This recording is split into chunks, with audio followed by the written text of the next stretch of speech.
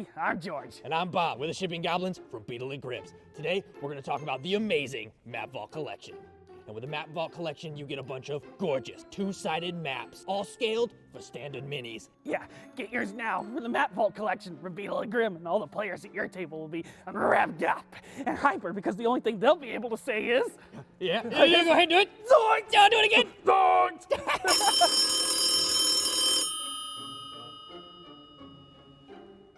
Hello? Who do you think you are? Yes, Mr. Lillard. You're just some goblin. Yes, sir. You can't just go off and use my It's your voice thing. like that. I have rights. Completely. We just thought... Me? Oh, okay. I'm gonna take this right to yes, sir. Beetle. Hey, Grim. Thank you, sir. What happened? Matthew Lillard watches our show!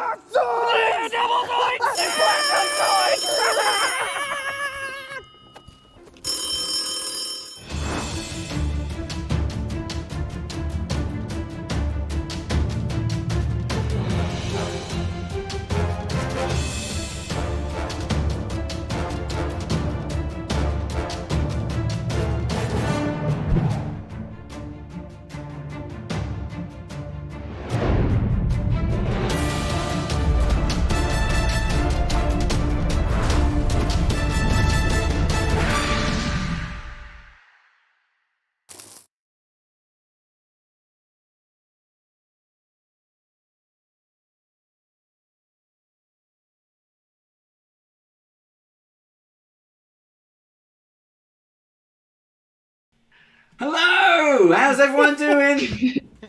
I got my jingle jangles. Oh my goodness. I didn't know you were going to go so Flava Flav with that. This is it. This That's is how fresh. This is how we rock. Okay, Dave. Here we go. We're bringing it on. I got this. Hi, Wayne. Look at this. Yay, Wayne. Thank you, Wayne. That's the only 20 you're rolling tonight. It is. It is probably, yeah. So anyway, as you all know, hello, welcome to Band of Badgers. I am Dave, your blinged up game master and host for tonight, and we are of course playing Rise of the Runelords by Paizo, which is absolutely fantastic. And we haven't seen them since this time last week when Twitch was having a really bad day, and it just completely dropped in the last 5 minutes. Can you believe that? Go back and watch it. It's over on YouTube. So how are my players? How is everyone doing? How are you? Good? All good. Good. All good. All good, Yeah. good. It's about the best. Survived another week. Oh, Yeah. so much better than cat. That's about the best reaction I get from them. How's Theo? Welcome back, Theo. How you doing? I'm fantastic. Michelle just wrote me. She said she can see and hear us, so we are all good. Brilliant. Yay! Our sound tester is out there doing her job. Thank you very much, Michelle, for doing that. And of course, our new guest this week, first time on this show, although she appeared on our Christmas special, to kind of tease her appearance now, is NOURALOGICAL. How you doing? Yay! Hey. Hello. Welcome. Thanks for having me. That's so good. Look, we are here. We are more kind of like, yeah, fantastic that you're here, because I know what's coming. It's really exciting. But anyway, it's really good. So thank you very much for being here. Thank you very much. What else have we got going on? As you know, I know for something I forgot, but we'll come back to that. As you know, at the halfway point during our little campaign, during our little game sessions, we will do a Q&A. This week we do a Q&A with NOURALOGICAL. So if you have a question, do post it into live chat. Our handy moderators will make a note of them and they'll feed the questions over. Okay, but we're going to leave it towards that. Also, we have a fantastic giveaway from our our friends at Dogmite. I'm getting messages already. Yes, if only it was pure gold. Pure gold. Maverick 2, thank you. Subscribing. Thank you very much. Thank you. So we've got that as well. Okay, so we have a fantastic Dogmite giveaway. It's Paizo and Pathfinder related, so do keep your eyes peeled for that. We'll do that at the end of our break session. Thank you always to Beetle and Grim, who after having a good chat with Beetle and Grim earlier, not only are they our fantastic sponsors of some of our live streams, but they are now our sponsors of our entire channel. It is good. Yay. Nice one. Thank you to Bill, Charlie, Matt, John, Paul, Ringo, the Beatles. Thank you very much for doing that. I always love. They support us from the beginning, and it's just to kind of give that something back as well. So yeah, they are absolutely superb. Now, super cool. As well as everything that's been going on there in the little box below me, there I'm out there. You'll also find some discounts and vouchers and all kinds of codes and websites. These are all the companies that support us, and in a way for us to give something back to you, the viewers, wherever you may be watching, anywhere in the world. Check out their websites, use the voucher codes, and you will receive money off the stuff you buy from them. It's really, really worth doing. Now, if you want to support us in return, we're on Twitch, which means if you have Twitch Prime, consider doing that. You can subscribe with Twitch Prime. It all works out fantastically well. So please do. We're here every week. Not only are we here every week, coming soon, we're going to be here every Thursday, Friday, Saturday, and even on a Sunday. There's so much going on. Now, tomorrow, we start our brand new Starfinder game. So do check us out on that. Same badger time, same badger channel. We get to fly some spaceships, shoot some laser guns, have some lightsabers. Might be copyrighted, but I'm sure I'm a mechanic. I can't make ones. I don't know if I can get a sonic screwdriver. That would be cool. Yeah, there you go. See, we can have some. Who knows? I mean, it's probably going to be more like Red Dwarf. Than Star It's Trek. definitely going to be more like Red Dwarf. I'm sure we'll get there. That's what I'm talking about. And then also join us for Monday when we have a start of our second brand new series, which is the Great British Brush Off.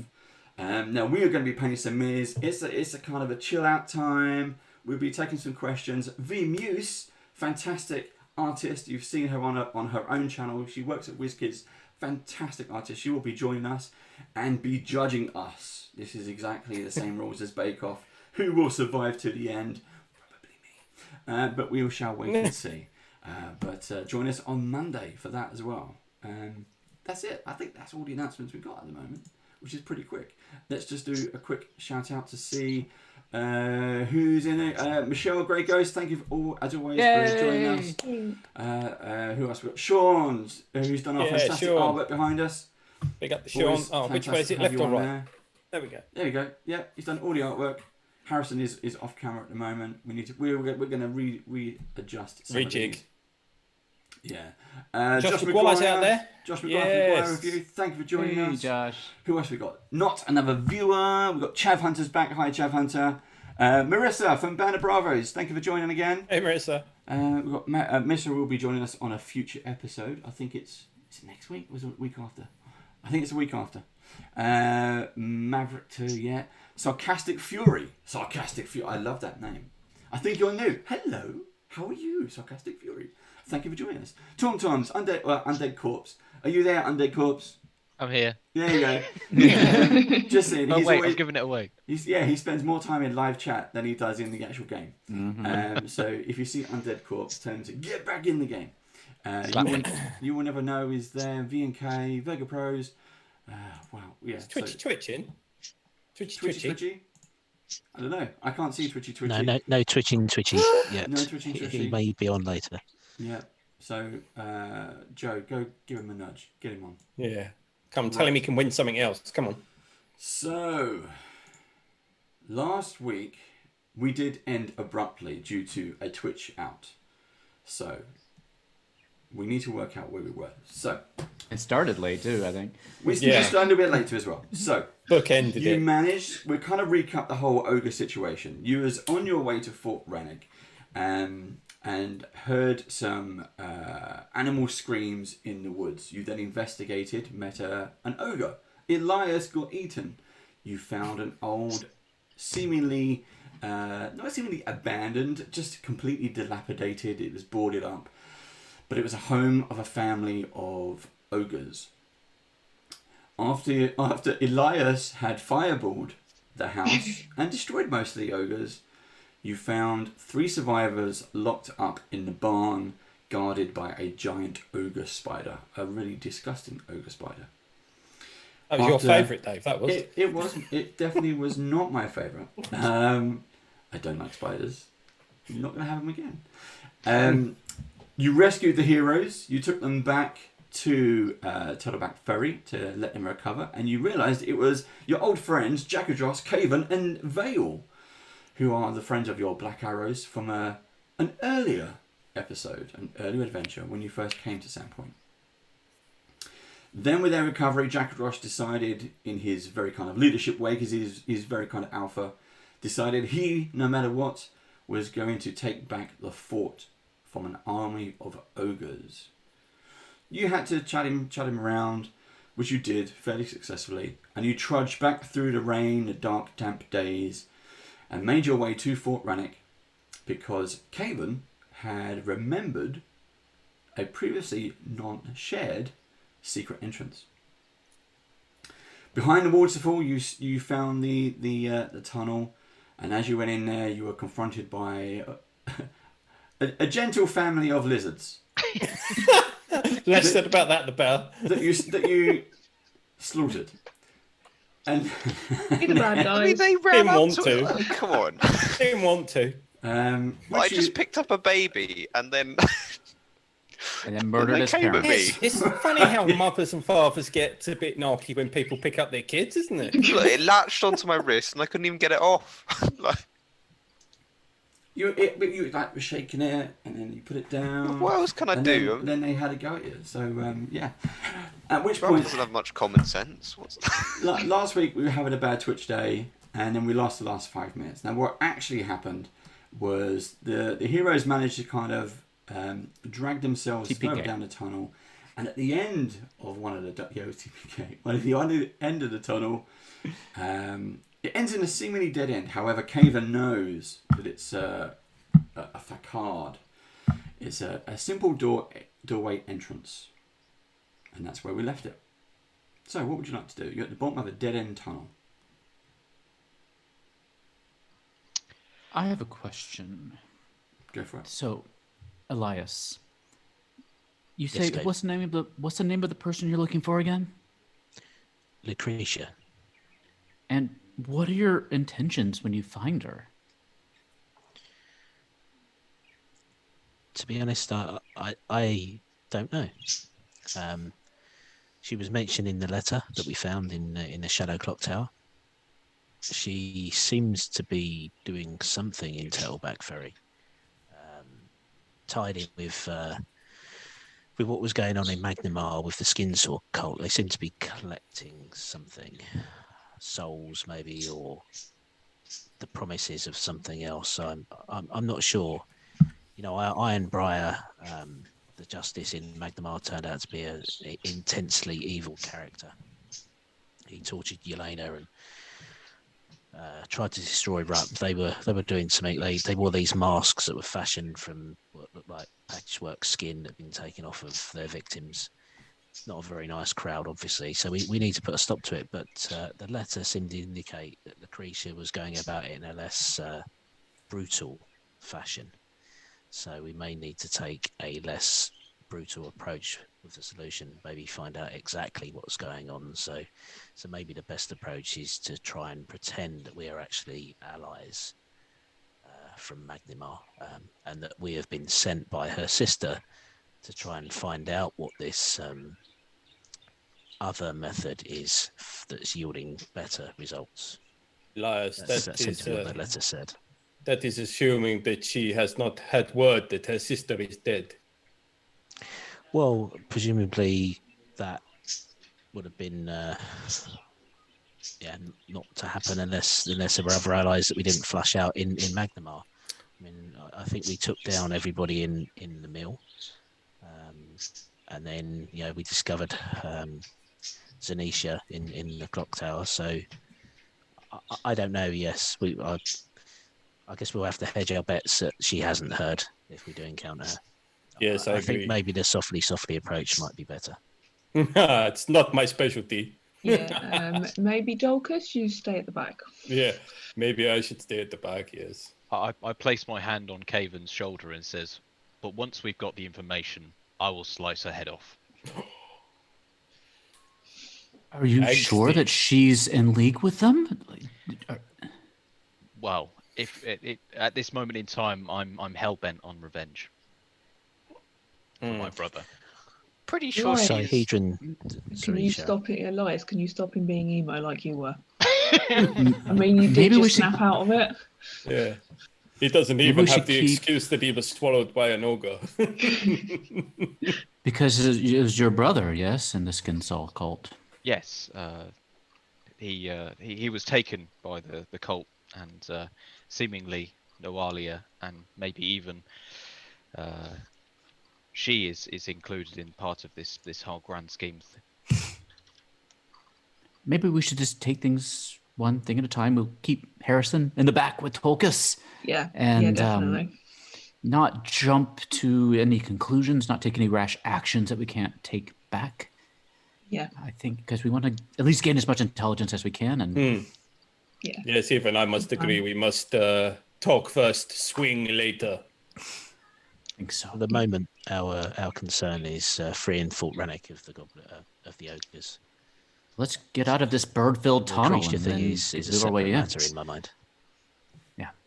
All right, ready to move out? But I think we should heal first. Yeah, I'm a little bit hurt. On it. I'm already on it, so I don't know where your wound is, but it's electrical, so I assume somewhere. Start treating you, I guess. I point at my knee and say I've got a bit of a nasty graze here. Have you got a boo-boo again, Harrison? Yeah. It used to be an adventure until that happened. Right, do you want the experimental version or the safe one? I can do a lot more with the one that might... Well, it's more fun that way, right? Go for the experimental. Okay, right, I have to roll dice. Oh well, Tokus is standing in the back, like going like this. And good enough. Just about good enough. Just about good enough is good. Yeah, that's a lot.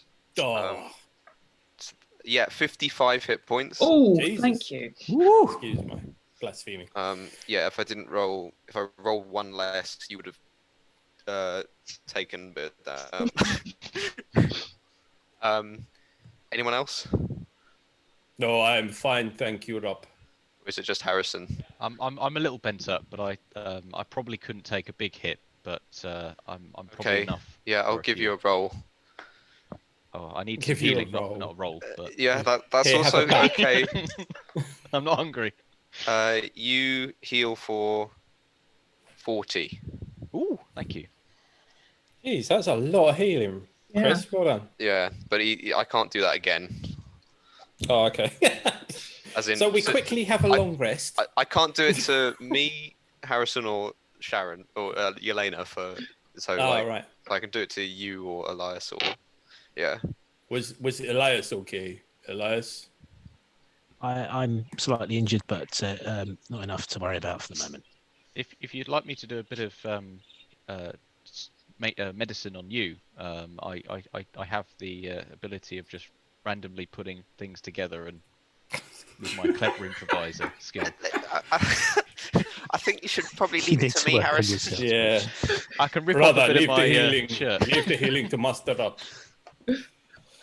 Yeah, I'll. Can I cast Vital Beacon as well, Dave? Yeah, go for it. So I just my hands just slightly glow inside my gloves, and I just say, if you're in trouble, just come here and I'll give some out. But don't touch me until then, because it'll waste it. Okay. Right, we should continue now. What's the scene like, Dave? Are we in a corridor or something? You are in a natural cave tunnel, which ends at a dead end. Caven seems to kind of know he's in the right place, and he goes to literally into the dead end, and he pulls like a fake stone out of the wall. Behind it is a rope loop, which he then pulls, and this whole kind of very well painted piece of wood comes out. And behind the door is a simple room that might once have been potentially a jailer's den, or perhaps even a torture chamber. But someone has gone through great pains to repurpose it. The air now smells of sweet, exotic incense, and there are veils of multicoloured silk that drape from floor to ceiling throughout. Between the rustlings of the veils, the glimpses of giant cushions are revealed. The floor is strewn with luxuriant red throw rugs and sheets. Caven. What? I was going to say, Caven, what did you use this room for exactly? I assume this was not the way we left it. And standing in front of you, or looking at you, is a tall woman dressed in a green dress, very elegantly, holding a glass of wine with one eyebrow raised. It's cranberry juice. Yeah, I was going to say, I'm sure it's cranberry juice. It actually is. Who are you? You don't look like. Go ahead. No, that's you. Go. You don't look like Creed's men to me. You are very observant. We are not. Caven, do you recognize this person? Is she friend or foe? No, I don't know. Is this the what's your name? My name's Lucrecia. And yours? I'm Caven Windstrike of the Black Arrows. We're here to rescue you. Are you? Can I grab Harrison's sleeve? Lucrecia, my name is Tolkas Ragnarsson, and we have come to take back this fort for the Black Arrows with our friend Caven, who is a Black Arrow himself. I'll let the rest introduce themselves. It's obvious you're not foe, so introduce yourself, guys. Come on. Come now, Tolkas. There's no point in being circumspect. Lucrecia, we had no idea what you looked like, but part of our reason for being here is to search you out. Your sister Zanisha sent us. She was intrigued by the letter she received, and your scheme in Turtleback Ferry, shall we say, and the results that you've yielded. She hasn't seen as good results in Magnamar and has hit somewhat of a snag. Well, she hasn't. Some of her colleagues being taken out by a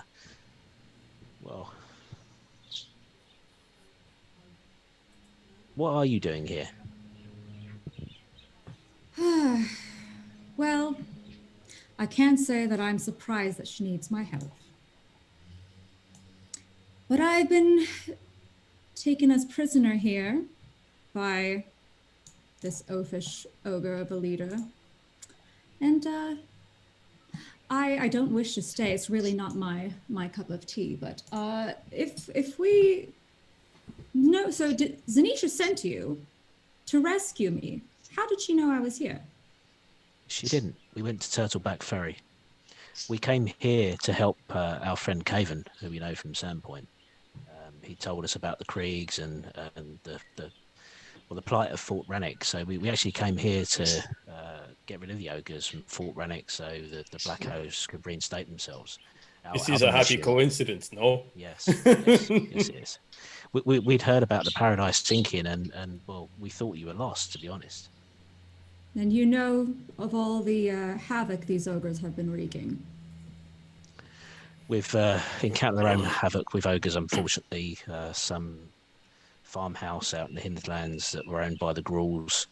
There was some awful things going on there, and that's where we found Caven. He'd been taken prisoner, and there was a bunch of other Black Arrows that had been killed and mutilated. The ogres seem intent on laying waste as much as possible to this region, so that's why we decided to help Caven out as well and take them down. So it looks like we have a common enemy. Not so fast. I'm a skeptical halfling. Are you? It's a very specific subrace. Yeah. So Just let me get this straight. Every person that the ogres have captured have done something to them? What makes you so, why have they kept you like this? Like what? Well, you seem to be in relative... They've given you wine, even. It's quite a nice prison you've got there, I've got to admit. Silky I sheets, mean, it's too. nice for some people. But, I mean, I'm not quite sure why he's kept me alive and in this situation, but I can say that I disagree with his actions, and I certainly have had my differences with my sister. I have to say that I tend to stay out of her affairs and she tends to stay out of mine. So I'm rather surprised what you're doing here and why she would send for me. Well, I think she was interested in how you were doing things, maybe. Oh, If needing maybe- my help again. Yeah, you know what sisters are like. They don't want to ask for help, so they have to find other ways of doing it. Well, I can't say that I agree with her tactics. They are a little untidy, shall we say? We just take Lucrecia and go sneak out the way we came. We've come for what we came for. We should get out of here. No, You there know is your the way secondary around here. task, Caven. You are forgetting. We are to free the fort. Oh, of course. Plus, I want to smash in some ogre. I mean, how do you plan of about course. going? How do you plan about doing that? Well, you've been Oh. here a while. I have. We'd hoped that if we got to the command bit where hopefully the leader is sat, maybe we could make them fight amongst themselves almost. If we take out the leader, the rest will fall apart. I'm hearing is that you would like to destroy this leader and secure this fort. However, you don't know about how to do that, and so you need my help. Is that correct? Correct. Insider information is good. Well, I think you all will find me a most reasonable woman. And I never go back on my word, so here's what I propose. I should like to get out of here. You should like to free this place. We both would like this leader destroyed. So, why don't we agree to help each other?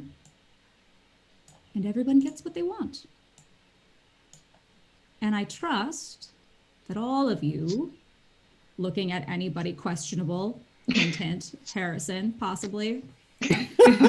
Having heard what he said outside the door. Oh, wow. Zeroed in quickly there. Just on his face. Just on his face. I'm just guessing.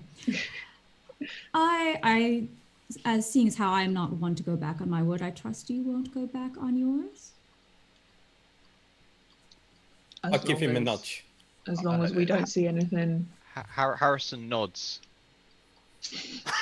Disturbingly. Not disturbingly. How do you do that? Play it cool, brother.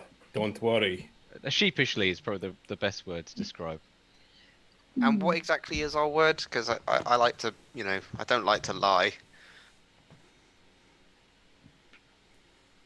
What? As in, well, because you said if you keep your word, but I don't know what we've agreed to right now. Oh. We're going to help each other till when? Till the task is done? Yeah. And then we part. Hmm. Agreed? It's fine Elias? with me. Yeah, I was going to say Elias is the leader. We have a mutual goal. We have a common enemy. and we will be allies until we have completed that part of the mission. We can then discuss what happens next. As I say, Ch03 sent us here for information, and if you are willing to share, then we are willing to discuss. Well, seeing as how we've given each other's word and I do not go back on mine, I can give you a little bit of information about this leader you seek and his whereabouts. And Lady Lucrecia, do you know if any of the Black Arrows still survive? Are they here anywhere? There are some that are imprisoned here. I think that if we find them and release them, perhaps that they would cause enough of a commotion, and I can show you where their leader presides. Let's go. Let's rescue them. I will not give his exact whereabouts. You'll have to follow me so that I can trust you. Seems fair to me. Harrison says to Rupp under his breath, because he doesn't want to speak directly to Lucrecia, ask her about the ship.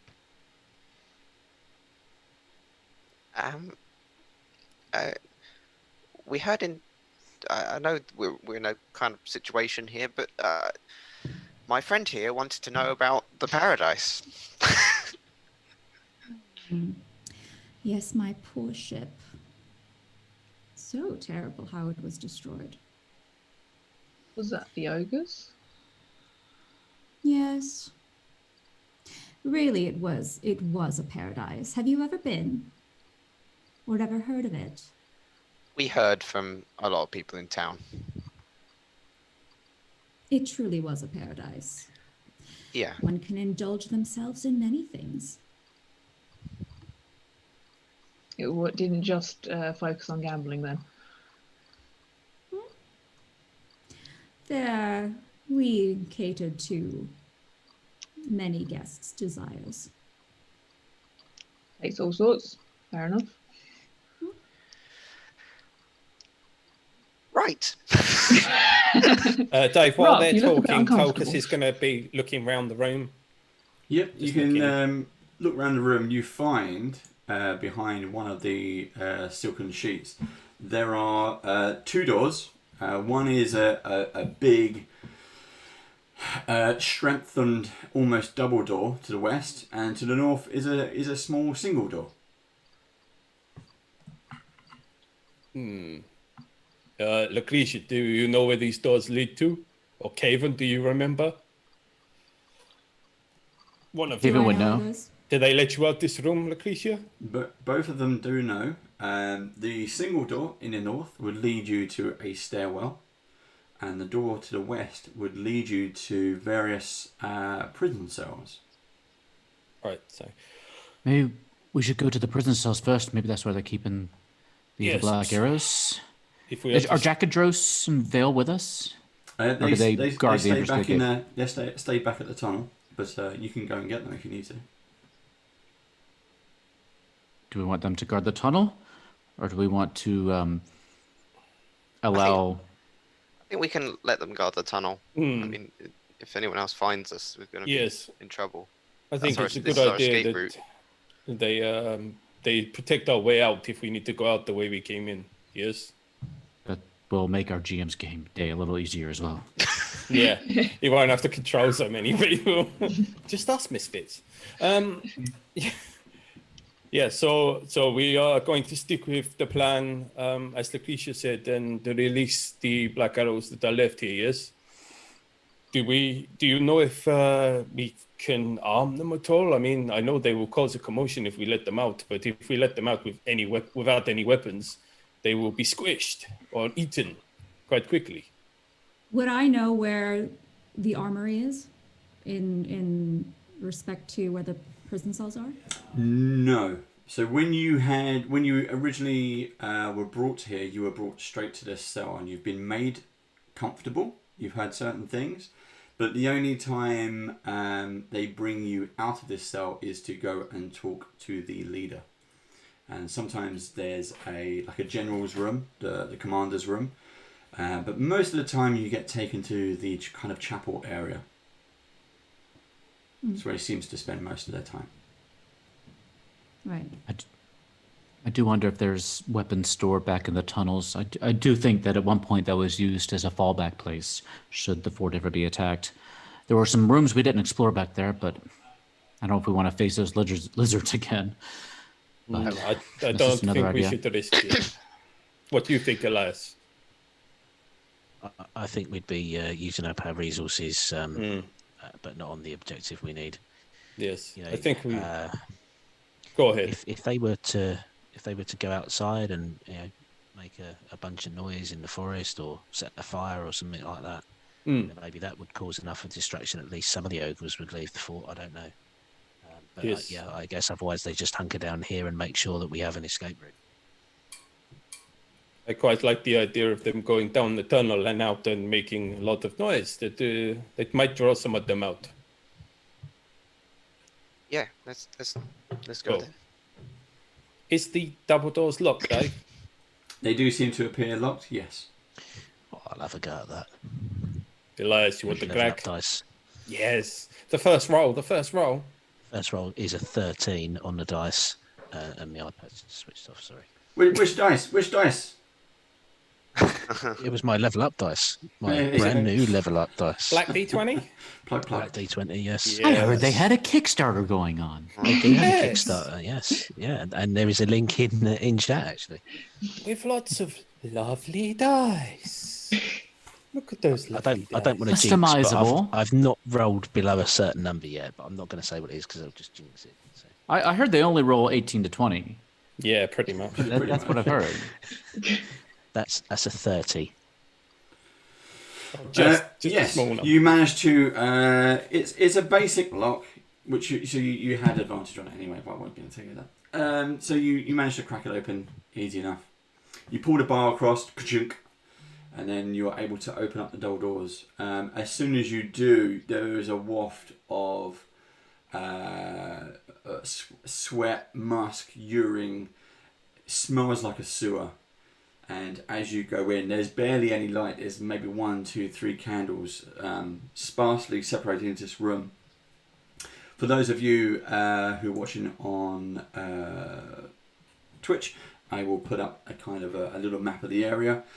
There's a number of cells. You've got 8 cells. Some of them have dead bodies in. Some of them have people who are still just barely conscious and moving, while some are kind of huddled under any kind of rag that they can get, both for warmth and for protection. They all look terrified. All of them, you notice, are wearing the insignia of black arrows. I think Caven's just going to rush into the room, looking into each cage to see if any of his friends are here and have survived. Yeah, straight away as you rush in, you notice 2 friends that you've served with before, Bullman and Manor. Are you okay in there? Hello, can you hear me? Don't hurt us. Don't hurt us. It's me, it's Caven. We made it in. Are the doors unlocked? They're locked. They're locked. I'll pick that lock as well, then, please. Elias, please. That's a 34. Yep, you clink it open, no problem. And I'll rush in there and pick them up and Yeah, I'm coming. yeah, please. They need healing. They hang rush back over at with first. the They kind minute. of push you away. Try to put their feet up, trying to kiss you away. Get away! Come on! No, it's us. It's the Black Arrows. It's me, Caven. Jaagrath. We're here. Just sit still. We've got friends that can help you. It's gonna be okay. Friends?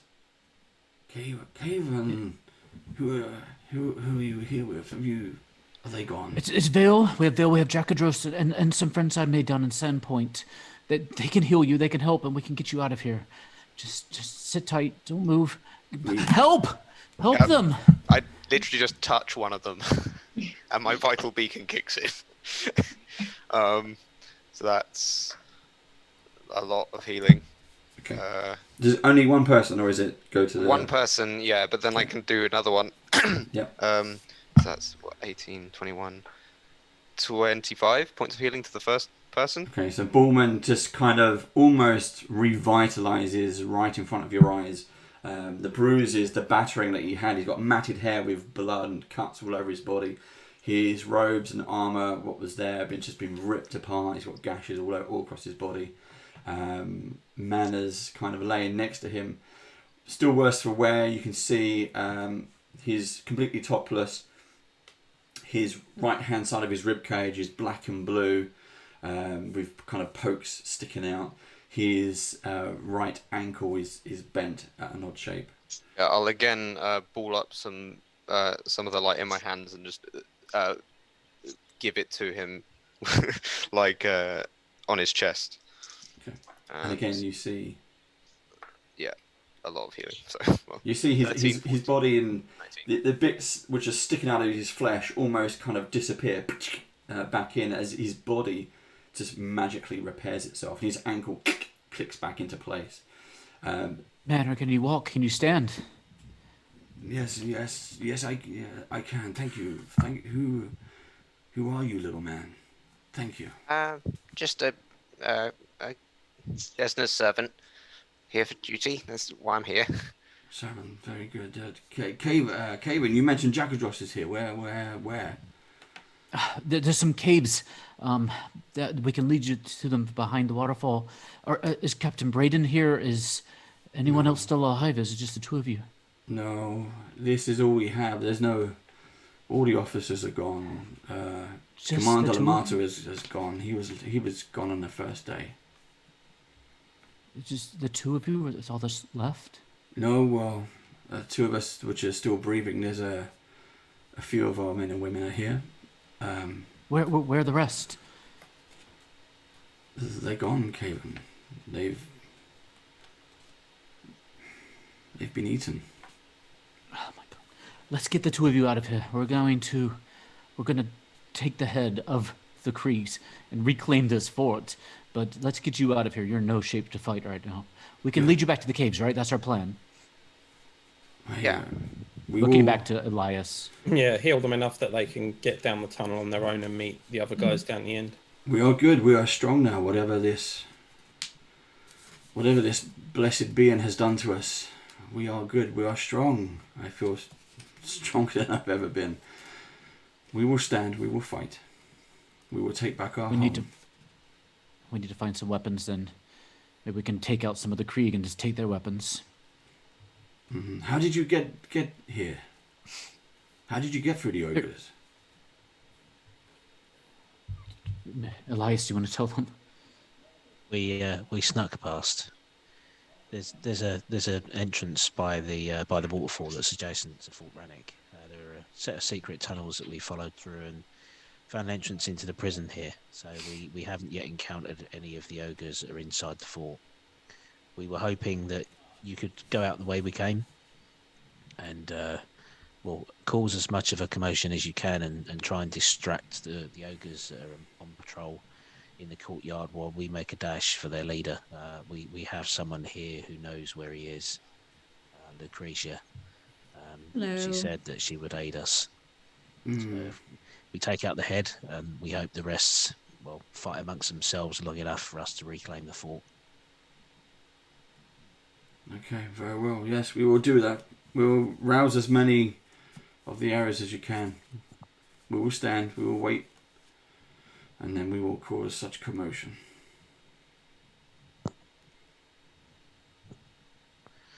I'll take Manor aside and sort of make out as if I'm just checking Rupp's bandaging. I'd like to whisper to him and say, when you were taken, had you seen Lucrecia before? Was she around the fort before you were taken or after? Which one is Lucrecia? Lucrecia is the tall lady, the green dress and the red hair. I don't think I've seen any of you before. Okay, thank you.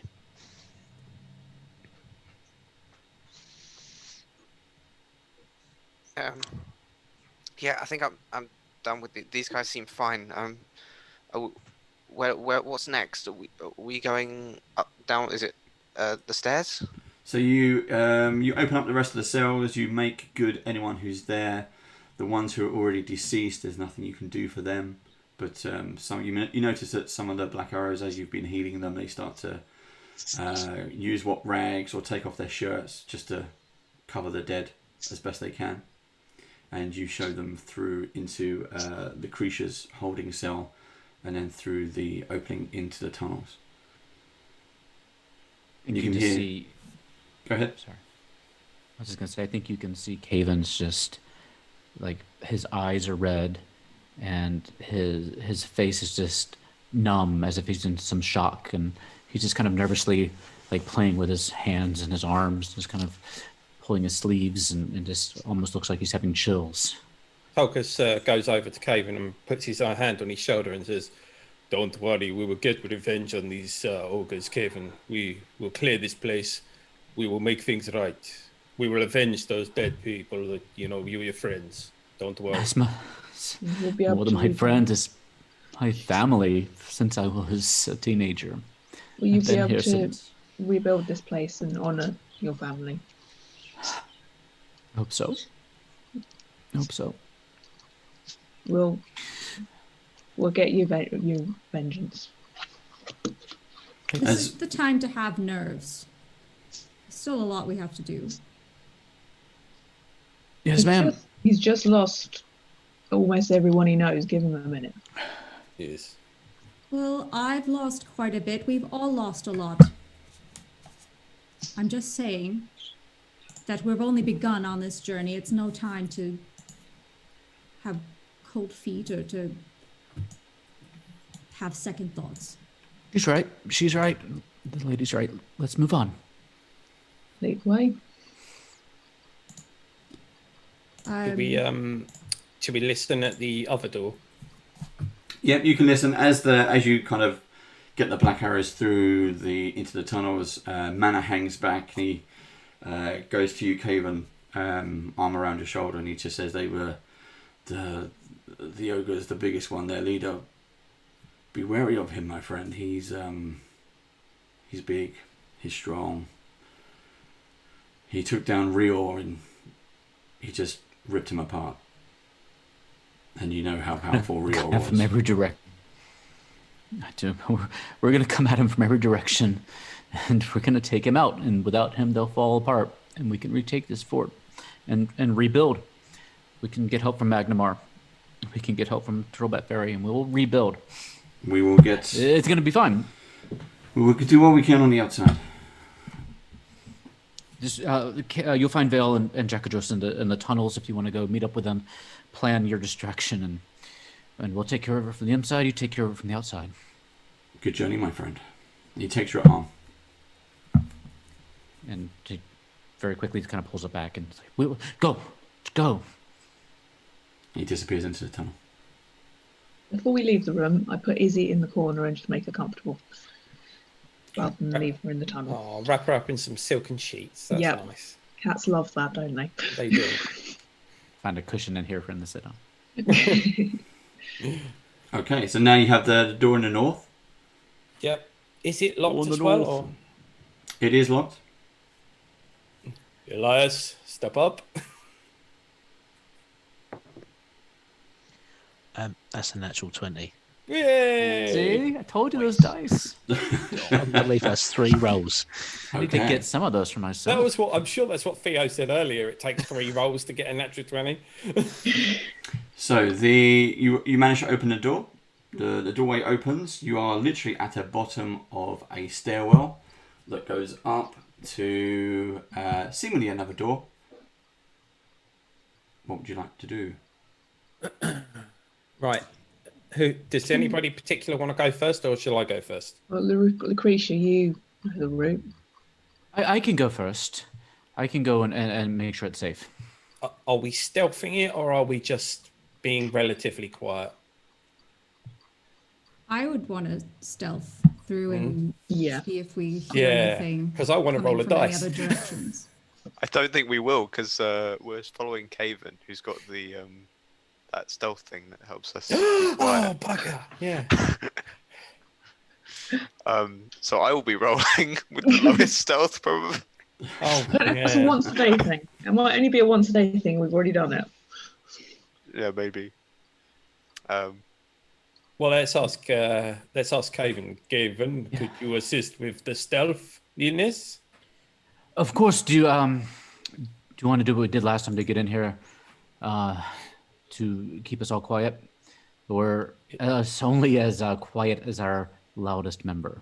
Yes. What's your still stealth, one. Lucrecia? Who is your loudest member? Believe it or not, it is the smallest member It's of the the little group. one. I'll cast guidance on his roll. Ooh, nice. Okay. What do you do? As in, What do you do for a job? As in, like, what do you actually do? As in, for guidance? Because I think Rapwood is watching you pretty close. I'll put my hand on your shoulder, and as I cast it, I'll say, "Don't fuck up." Those are the actual spell words. That's the best pep talk Rob has had in a long time. Nat 5. Oh, no. What is your bonus? +4. But I will use a hero point on that, I think. Okay. You can use a hero point, yep. Yeah. Do we have to do this a again? Nat 7. You need to get level up dice. That's a 12 total. Okay. Can we just say at this stage that Rup and Yelena don't have, and Harris in fact don't have their level up dice yet. So any bad rolls that are done by them in this game are not the fault of the Kickstarter. definitely not. Yeah, it's their own crap dice. There we go. So we have. I do feel like this trait should be different. What is the plan, guys? At the moment, it's just to get to the top of the stairs, and that seems to be failing. So, where's the overall goal? Where are you going to go? Are you heading? Just knowing where, because this is the direction that I've taken before. Do I know, are there different hallways, or is this basically just one way up to? So you've got 2 floors. So this stair will take you to the first floor.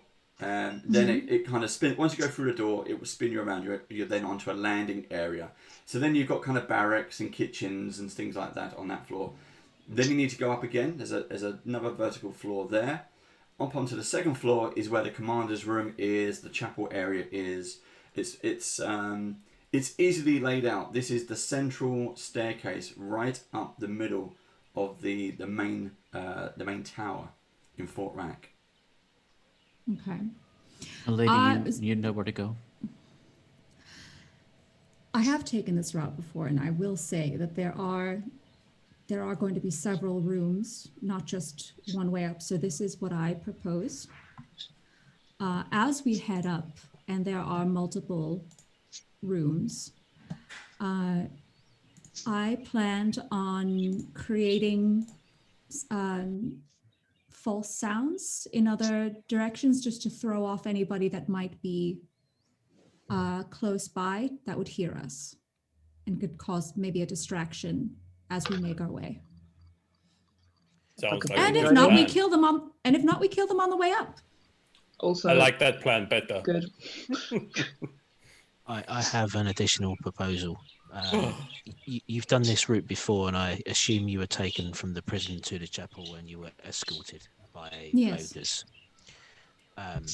I can make the rest of the party invisible and myself appear as an ogre. Oh. So we may get more stealth that way. All right. We can do nothing about the noise, so I understand you can deal with the noise, and I can deal with the visuals. Sure. Or I could Doubling up, join you in invisibility. It's a 10-foot radius. Dave come over really. No, I haven't. I'm able to do it. Yeah. Oh, okay. All right. So let's do Invisibility Sphere. Okay. Yep. Okay. So I will cast it. And you're going to cast it as well, Lucrecia. Yes. So that should be enough to cover the party. Yep. Vroom. You all instantly disappear. Not that you know that. You cast a spell. it was a success. But you're all invisible. But you're all in the sphere. Yeah, is it like the outside of the sphere is invisible, as in you can't see into it, if that makes sense? Think more like Harry Potter. Yeah, because I was going to say, and the we blanket. can we see each other inside the sphere? Yes. Yes. So you don't actually know that you're invisible. Because otherwise it's going to on get that side. really... Yeah, we're going to have to like hold hands or something. I stick my finger out to see if my finger disappears when it goes out the thing. David, watch it! Did it work? I can still see Rude. everyone. Can't Yeah, see cool. Lucrecia. Okay, we're on a countdown timer for 10 minutes, so I suggest we move. Let's march. And Rup stomps up the stairs. Double time. It's double time. So we will... Starting to take you seriously with that, Dave. Yeah, exactly. Lead on, please, Lucrecia. What's that? Lead on, he said. Okay, so How are they able to know where I am if we're not under the same Yeah, this could be a problem. invisibility? This might be a little tricky. you pick the players that you want to be under the blanket with, and Elias can pick his players that he's under the blanket with, and then we have two blankets kind of sneaking along the corridor, and Rup being quite loud. I see. Okay. Listen, this all sounds perfectly fine, like nothing can go wrong. Let's just go. That's usually what happens. Yes. Close your eyes and hope for the best. It's always worked normally. Exactly. Let's see how this goes. Okay. Okay, so top of the stairs, you come Yes, to top of the stairs. come to a door. In Who's in my history of this door, has it ever been trapped, or do I know that they have like a special locking devices? Have I noticed anything in the past? The ogres have not added anything to the fort, so it's not been trapped or anything like that. It does have a lock on it, but that's about it. I'll turn around and I'll say, look, you all got through here. Security's not that tight. So I'm sure we could just pick that lock if it is locked at all. They're really not very good at their jobs. Let me try this lock. What is the roll for unlocking? Is it a thievery check? Yep. Is it locked? I think he said it was. No. Did you say it was locked? I thought you just said it was a door. You haven't asked, but Sorry, Yeah. Lucrecia's gone to the I was door. I'll try getting the handle. dropouts. Wait, can we try I the said door if it first? was locked. I didn't touch it yet. Insinuations flying everywhere. Normally, when you've been here, it is locked. Is it locked right now? No one knows. I'll try the door handle. Okay, so Tolka's kind of... I'll do it. Sorry, I was getting dropouts in Zoom. Oh, sorry. So, Go on. Go on, Elias. no, I will go up and deal with the door. That's a 32. Yep, you're fine. So you pick To the turn lock, the it handle. was locked. Okay. You click the door open, door opens. On form today, You're Elias. so you're out into a landing area. You can see, as you turn around to the left, you can see another kind of stairwell going up. Or you can see it out into kind of like a foyer section, and you can see kind of various rooms. Various noises going on, lots of ogre shouting, different commands, loads of laughing going on. Sounds like there's a ruckus going on in the kitchen, pots and pans, smells of meat cooking, and sort of rancid odours as well. I think I could smell sausages. Don't eat those Hold 'em sausages. back, hold 'em back. Tolkas. I There'll will be say Oh, yes, people good sausages. point. Good the point. food here is terrible. I will say. Are we trying to get to the commander's quarters? The command center? Oh, Is yes, that we're our not destination? invited. We're not invited to dinner. We're going up to the chapel. Yes, the chapel. Let's sneak through. Let's sneak Excuse through. Let's get Tolkas. there. He smells sausages. That's it. He's off.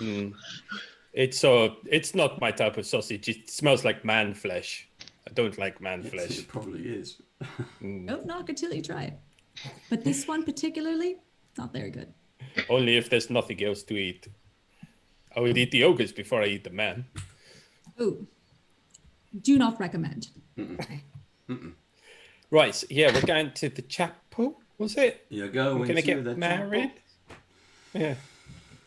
Are you going to get there in Go time? to the chapel when we go. Sorry. Right. Okay, so upstairs, go. Yep. Stomp, stomp, stomp. Yep. Stomp, stomp, stomp. Invisible as a group. stomps. under the invisible shield blanket thing. Right, so you get to the top of the next flight of stairs. That brings us out into a slightly different area. It's a corridor section, so you come out, and on your left you can see a corridor kind of goes around the corner, but on the right hand side of this corridor there is an ornately decorated double set of doors. Lucrecia instantly recognises it, so does Caven, as the entrance to the chapel. I just thought if there's anything in there and it sees doors opening on their own with nothing behind it, they're going to be well freaked. Yeah. Prepare your weapons. Should we listen at the door? I'll have a listen. That is 25. Okay. You do not hear anything on the inside. Is there only one entrance? This double doors, yes. Can I just do a quick detect magic on this door to see if there's any shenanigans? Go for it, yep. You summon up the power, you cast detect magic. There is latent magic on here, but it's nothing threatening. Like I said, their security, pointless. But they don't Like know there's what they're something doing. here, I just don't know what. Do we just try the handle? Chapel's always magical. I'll just push the handle and try and push the door open. Okay, the door opens incredibly easily. It swings open. I'm not sure, Steve, if you've got your screen ready. There is... As he quickly, sorry. No, so he quickly looks into that. So the... as the door opens, so Elias kind of steps up and opens it up, it hits the other door, and that kind of, so both doors open inward. Inside is, it's all lit up with burning decorative fonts. There's all kinds of animal heads around the room, and as you look, the walls, it's an enormous chamber. There's mounted with dozens of trophy antlers. One sec.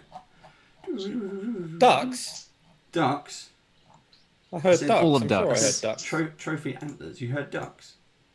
No, it's We just sound hear effect. quacking. Yeah. Yeah, I there's just heard quacking. quacking. That's Steve. Oh, sorry. I birds. had some under my desk too. I don't have cats or dogs. I've Oh, you're quackers. He has Right. birds. So you got an enormous occasional chamber. bedtime. He always schools. Yes, we're getting to that time when the bird wakes up.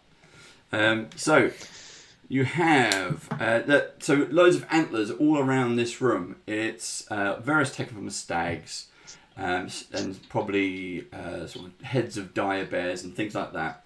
Most of the antlers, however, are draped with bits of rotten flesh hanging down, strips of skin. There's coils of viscera just kind of hanging on these antler heads. To make things worse, to the west you see a marble altar that has been heaped with mangled remains of at least half a dozen dead men and women. There's a crude image of what might be a three-eyed jackal has been painted in blood on the wall above the altar's alcove. This chapel, as Caven would know, was once dedicated to Aristil. This was a place of worship for the various black arrows. The antlers on the wall were trophies offered up to the god of the hunt. The shrine has been thoroughly defiled in every way by the ogres, and what seems to be converted into a makeshift altar to Lamashtu. However, you also notice, as you all kind of start to look around the room, they're not just normal heads of deers and bears. There seems to be some kind of taxidermy terrors. They're a mismatch of sewn together dead rangers, horses, bits of giant eagle, and there are many, many more antlers to be found. The bloody hooks are hanging with what appears to be torsos of men with eagle heads sewn to their bodies. A horse with a woman's face where its own face once drooped. There are dead men with huge sets of antlers just jutting out from various parts of their bodies, and men with stags' heads and sewn on. Their hands have been removed and hooves have been sewn on. Where the pews are, so the first pew right at the front, in front of the altar, you see a huge body, and this is kind of hunched over something, and obviously that he's doing something, and he seems to smell the air. And as he turns round and lifts himself out of these pews, he stands, and he is at least 14 foot in height. His arms are massively huge, and as he continues to smell the air, he squeezes a torso of probably one of the black arrows, and just squeezes as he says, and you just see bits of the body just explode through his knuckles. I smell you. I am Kreeg. Who are you? Lucrecia, is that you? Hello. Hello. I see. Who is that with you, you're, Lucrecia? Who is doing that you're high-pitched busy. voice? Oh, nobody. That was me. The thing I do. Want to see it again? And I'll do a throw voice. Or a ghost sound. Ghost since that's a sound, yeah. cantrip. And I'll be like, and I'll make the thing he's holding go. Whoa. He just squishes it. And he It's not kind of disturbing at all. throws the mash onto the floor. And then you can see him at his full height. For those of you watching on Twitch, you can see it. The full height of him just kind of is there as he bashes his stuff down. Why are you here, Lucrecia? This is my time. Look, I am so sorry to interrupt whatever it is you're doing here. I was just having a little look around. I smelled something so delicious and was just, you know how air rises.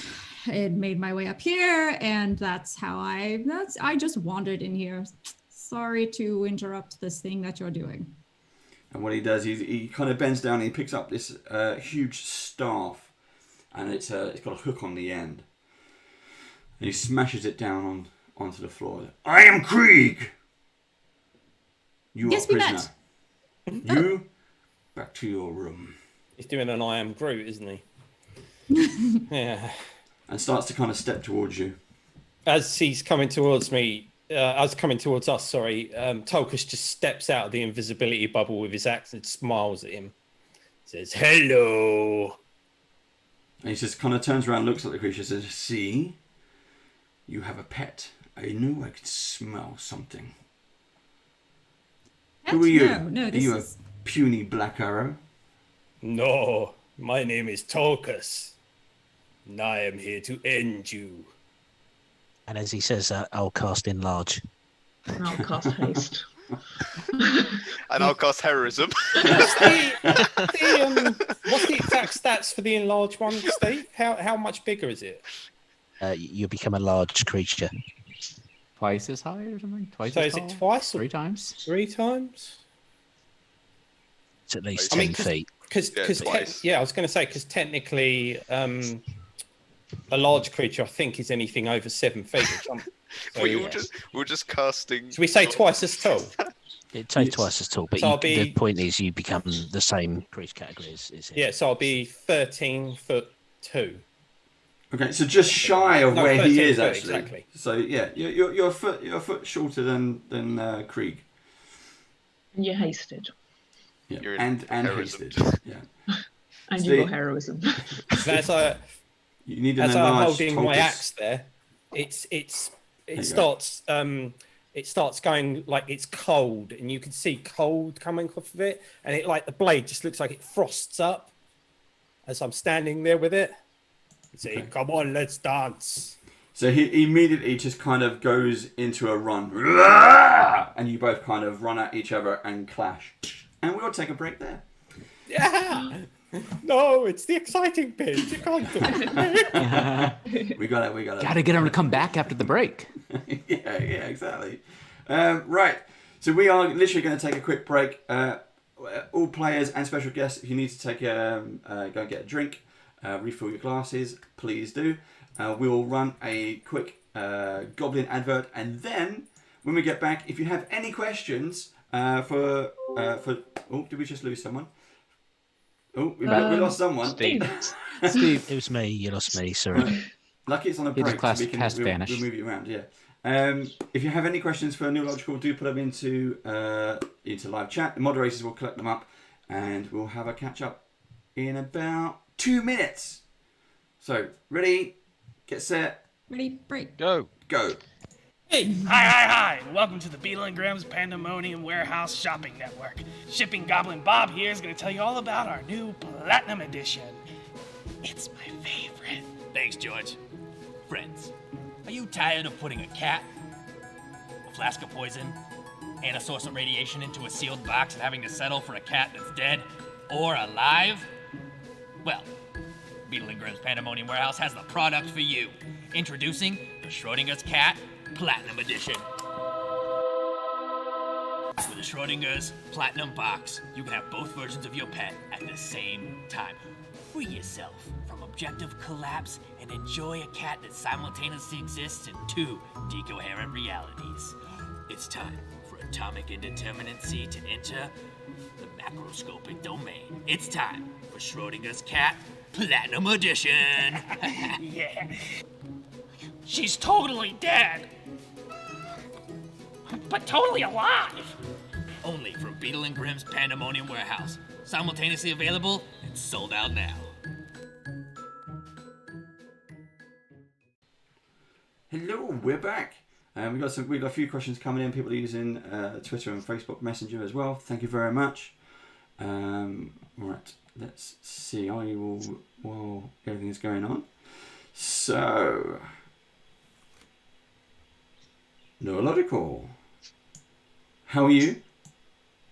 How you doing? Can you hear us? Doing good. Yeah, Yes. all Yes, good? yes. Right. So we had some questions coming in. Moderators are kind of filing those up. Okay. Mods, get those over to me, please. Thank you.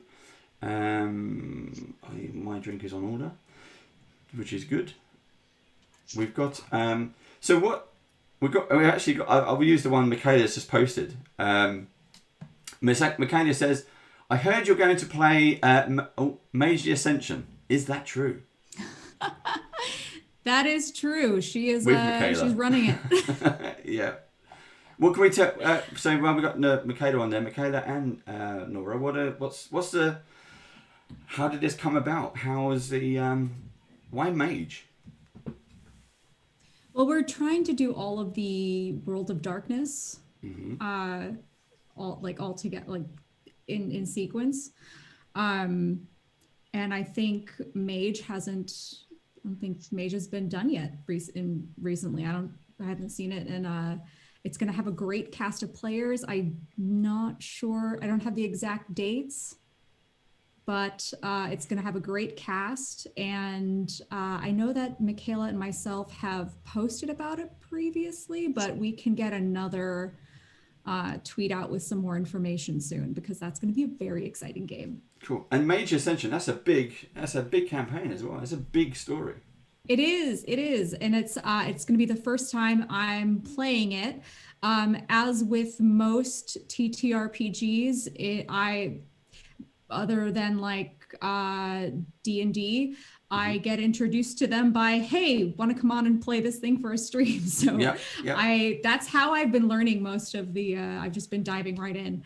So I'm having a lot of fun reading about it right now, and I'm very excited to be a part of this project. It's going to be like, don't miss it. Great people. We don't have a date yet. Are we talking soon? Are we talking later in the year? We're talking beginning of the year, February-ish. Yeah. But it's upcoming. But yes, it's gonna be coming soon, as opposed to like, you know, it's not later on in the year. Like it's gonna be soon. Cool. So as soon as I have like solid dates for that, we'll be posting it, and you'll get to see the exciting cast that's in it. How many players is planned? Do you know? I think 6. Am I right? I'm wanting Michaela correct me in chat if I. She's active. She's there. She's answering all the questions that are coming in now. Yes. Good. Two groups of 4, she said. 2 groups of 4. You know what? Recording in February. This is great. I'm going to like if I say any like now I'm just wanting to say blatant lies in chat on stream so that Michaela can just be like, no, this is wrong information. Yeah. That's cool. But yeah, it's gonna be so much fun. I'm very excited to work with this group of people. What is it? Past couple of years, you've been playing with. You've been on so many different games and so many different streams. Like? You've played with everyone, I think, and now you play with Band of Badgers, so which is fantastic. It's for, you know, what's next? Who's other than Michaela with the Mage game? I see. I can say because everything else is like in development and NDAs and stuff, so I can't talk about it. But starting tomorrow, a new Changeling game is going to be on Q Times, and they've also been doing the World of Darkness, which B. Dave Walters has been GMing. Mm-hmm. So it revolves around New York City and is all telling the World of Darkness story all within the same location. And we've been jumping through each World of Darkness game, playing different characters, but all revolving around this one plot line that happens in New York. So that starts tomorrow at 5:30 on Q Times. And that's, I think, the only new thing coming that I could tell you right now, because the rest have not announced yet. But there are, as far as myself, I have several new things coming out this year between now and April, so that I will, as soon as I'm able to, I'll keep you guys posted on that. I mean, where you do the, you know, you've been on the various games, various streams. You also do, you're a voiceover actor, and you've done a lot of games as well. No, I've been a part of Ingress, the mobile app game. Yeah. If I don't know if any of you play, it's very different from the TTRPG stuff. That's kind of been put on hold because of the pandemic. Yeah. But that's an amazing project to be part of, because it's not only voiceover, but it's also filmed scene work. We shot a pilot in Thailand 2 years ago, that we all got to go to Thailand for a week to as part of this like amazing race between two of like the live play actual teams. We had a team from Japan and a team from like half Mexico and half from the US. Opposing teams do this like kind of like amazing race thing that we all shot in Thailand over a week, that they were actually competing against. Like this was real for them. And that was all part of the ARG world that's a part of that game. So it was amazing, because it's not just voiceover, but it's film work, and like also it's kind of like LARPing, because I would travel to different cities where they would do these live events where everybody would be playing this. It's kind of like, it's the same makers as Pokemon. So it's that same kind of concept, where it's a geolocation based, looking for clues, and everything that you do affects the storyline in the reality of the game.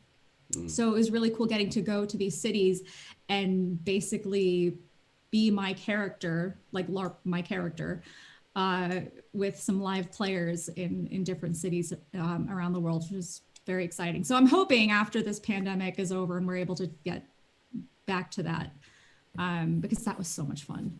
That sounds way cool. Yeah. We got a load of questions coming in, and then the screens have gone a bit wonky again. So, Theo, you had a question. You it might have been Grady, I don't know, but it's me. Goblin. Yeah, it was you. You can ask the question. It's okay. You can ask directly. You asked the Oh, question. no, it must be in chat. And I'll sort out the screens as quick as I can. Go for it. Go, Theo. No, I was just gonna ask because I'm wanting to do more of this play on streaming games. This is the first one I've really been on before, and if you had tips on how to make them unique and exciting when you appear on them. I would say the most challenging is doing something like this where your character is a part of this storyline and has history within the plot line, because you really have to go in and know the entire background of this character, have like certain, like, know all the plot devices for things that might happen, and really bring life to a character that's already been created. It's easy to go in and be like, I'm going to create this character and then go with it. It's a bit more challenging, I think, to come in and fill in the shoes of a character that's already created. So, but you can always, I would say the most fun is to just find the little things about that character, when it's not your own. Find the little things that you find fun and just play off of that and make it kind of your own anyway. And it's always fun. Awesome. Thank you. I'm just going through the list of questions as well. I didn't get who it was from. There's a question from the live audience. What are your tips for making a streaming game unique and exciting? Or is that exactly? That was my question. I've got the question from Theo, and I've got it 3 times in chat as well. Oh my god! I thought I only typed it once. I will say. No, not you. I mean, in the messaging, we've got all the mods. Oh, messaging. it's such a good question. In different ways, yeah. Honestly, I think that is just, especially I think people when they start streaming, it could be it's a very different format than sitting at a table with your friends. You might be nervous and like it's weird seeing your face on camera the whole time.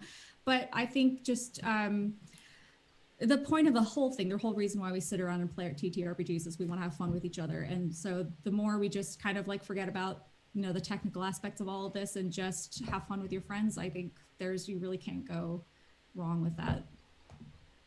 And I think now too, we're so used to playing on Zoom. I know I am. This is the only way I play anymore. So it just feels like meeting up with my regular group now, especially because I'm with y'all like every other week. So yeah, it has been. I will say that as strange as getting used to this format was, it's been amazing because I've gotten to play with so many people that I wouldn't have normally been able to play with. So this has been the silver lining, I guess, in this situation. Yeah, good point. 100%. Good point. What was the first stream you did? The first stream I did was it was a part of D&D's lineup. It was called Inkwell Society, and I played a Warforged. So it was like my very first stream. Yeah, was on Maze Arcana. That was on D&D's lineup. Cool. Very cool. Yep. Sorry, Dave, I interrupted you. That's right. We've got another one. Has to be in chat, Steve. Fun fact about Inkwell. Fun fact about Inkwell is that it was both my and B Dave's first stream. And it's been amazing seeing B Dave go on and do like all these amazing things and create these shows and still be like doing all these projects together.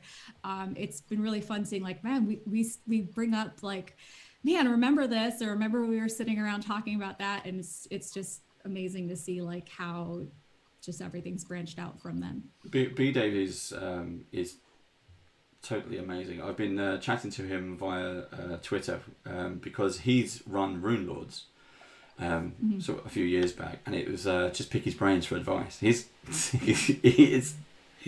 very, very, very good. So yeah, do check out all of his streams because he's and just like a freaking delightful human just across the board, but very knowledgeable about. Well, I was asking questions just about the story. It's like, yep, you can link it to this, you can link it to that. There's this, and I was like, yeah, he's read this book several times. He's run it several times as well. But it's like, okay, yeah, he knows the lore. He's got everything hooked in. It's like, wow. Yeah, yes. he's got like a crazy encyclopedic knowledge. Like I really have to go back and like look, especially if it's like lore based and try to connect it. But he's just pulls it out of his brain. Yeah. And so we got... Dave is my. I have a question. We've got another question in from Sean, who's one of our our cartoonist. He says, is there a race or class that you're dying to play, or anything you haven't played? What's yet to be ticked off? That's a good question. There are some new warlocks, because I love playing warlocks. There are some new with Tasha's Cauldron of Everything that came out that I haven't been able to explore yet. So literally anything that's like warlock based, that's like new fun things. Mm-hmm. I'm all about. Is it the magic? Okay. Is it the darkness behind it? What's the... Little both. Yeah. Little both. I kind of like playing. I tend to play darker characters. I just find it. I find it a little more realistic to play. It's very hard for me to play like a straight-laced good character, because I think in real life there is people aren't like that. Decisions in life. And I think in Few and game, far between. no matter how like good of a character, like I'm always end up being a murder hobo. So it's just like you just embrace it. And I was like, I'm just gonna be a warlock. Plus, I like those cantrips. I love that term. That's me. We've got Joe, who's our moderator, and DM, and he's asking, has she played Out of the Abyss? And would she like to? That's Joe's next campaign coming out. I have not played it, so it would not be a spoiler. I haven't played it. There's your answer, Joe. I'm gonna see what else we got. Send some internet cookies, and she might join. I'm not above baked goods as bribes. Yeah. So. Steve, I'm losing. The questions are coming in too fast. I can't keep up. Have you seen any more? Yeah, I have. Yeah, there's lots. So we're going to go back. We're going to take it back a bit. And I asked about your first stream. Maverick 2 followed up with, what's the backstory on your first stream? How did you decide to join it, and how did that come about? Oh, how did about my character? Or... About the first stream that you joined. Yeah. Are they asking my character's backstory, or how that stream came about? How the stream came about. I had been living in LA, I think, for 2 years at that point. And LA has like a little pocket of streamers, TTRPG streamers. And I had met Jason Carl and Satine Phoenix like around the same time. And we became friends, and at the time I had always heard about Dungeons and Dragons. I'd never knew anybody who played, but I grew up doing theater, so I'm like, yes, I want to do this. This is exactly like, that kind of fills that space of like improv and like acting, but also a game that you get to experience with your friends. So I was like, yes, I want to learn how to play. So I'd sat down and we had all played a game together. And at the time, her and her partner Rudy were casting for this show and for another one. And so we were playing with a group of people, and I just was having fun. And a couple of weeks later, I got a call. I was like, hey, do you want to be a part of this thing? I was like, yes. I had no stream. I'd never been on a stream before. All of my like theater work had been like stage work. I'd never like really done camera, which is like completely different. And then just the format was very new to me as well. So it was just very nerve-wracking in the beginning, because they had me doing like announcements in the beginning, and I'm like, I don't know how to do this. So it was very much like a learning process in the same capacity as I was also like learning the game more. And I just happened to love it enough, and I think I made some like good impression on people enough to like invite me back on to do other things. And I think I've definitely grown in the process of doing that. But it was just, I still remember though, I still get embarrassed thinking of those like first few episodes and having to be on camera and like just that awkwardness of it. That's a great story. I like that. I've now run out of questions because my screen's just began. Yeah, that's what I mean. The screen's moving too fast. I think they literally broke my phone. My phone is now not refreshing anymore. Any more stuff we got going on? No, I've got another one. I'll just go find it. If we have not answered your question or called your question out, write it again, because it's just gone crazy. Ryan had a question. I'm trying to find it. Right, sorry, I found it. So Ryan at Session Zero Clothing asks, "What is the favourite character you've played so far?" I think I've had the most fun playing Esmeralda on Into the Mist. So on Realmsmith, they've been doing this Curse of Strahd campaign, and I had originally been asked on to just guest as playing Esmeralda, who's like a famous NPC in that campaign. But again, like I'm always sneaky. I always want to like have fun with everybody and just like hopefully they invite me back on. And they kept inviting me back to where like I'm just a regular cast member, which is amazing. And they're such a wonderful group of people, and I love their whole that whole cast. But that character has been so amazing to play because she's such a badass, but also like very dynamic, and she does have like those wounds and that backstory that have come out in role playing in that game so beautifully. Like that's Matthew Lillard has come on playing Rictavia, and I think some of those moments that they've had together have been like some of my favorite role playing moments that I've ever been able to do. And everybody in there it's just delightful to play with. So I think that character has been the most fun. I think I've loved watching Realmsmith. I've followed Jason for a long time now, and it's to watch how Realmsmith has just kind of grown, and especially Curse of Strahd was just like bam, it's like top notch. They were a group of friends who started playing in a garage, and I think you can sense that camaraderie and that friendship there for sure. I think that definitely comes out. I think they've definitely hit them hard where they've not been able to get around the table. You can kind of see it. It's I much prefer. I think all of us in our group we're all kind of more table gamers, but this will do. This will do for now. This until we get back fills to the need. Yeah. Can I just say I'm sorry. Michaela just said, I think Noura plays games to cover for her cosplay habit. You're not wrong. We were just chatting. You were at D&D Live when Michaela and I were hanging out, and she was saying that you were in cosplay there. Do you remember what you were cosplaying as during D&D? I think this was the one where Saltmarsh was coming out, and they were announcing Avernus. Okay, yes, I was a tiefling when they were announcing Avernus. I'm sure we saw you there. You did see. My problem is that I will go to events cosplaying, and I will run it. I have to like shake somebody and be like, "It's me," because nobody. I'll say hi to my friends, and they'll all walk past me, and I'm like, "Oh man, this is just."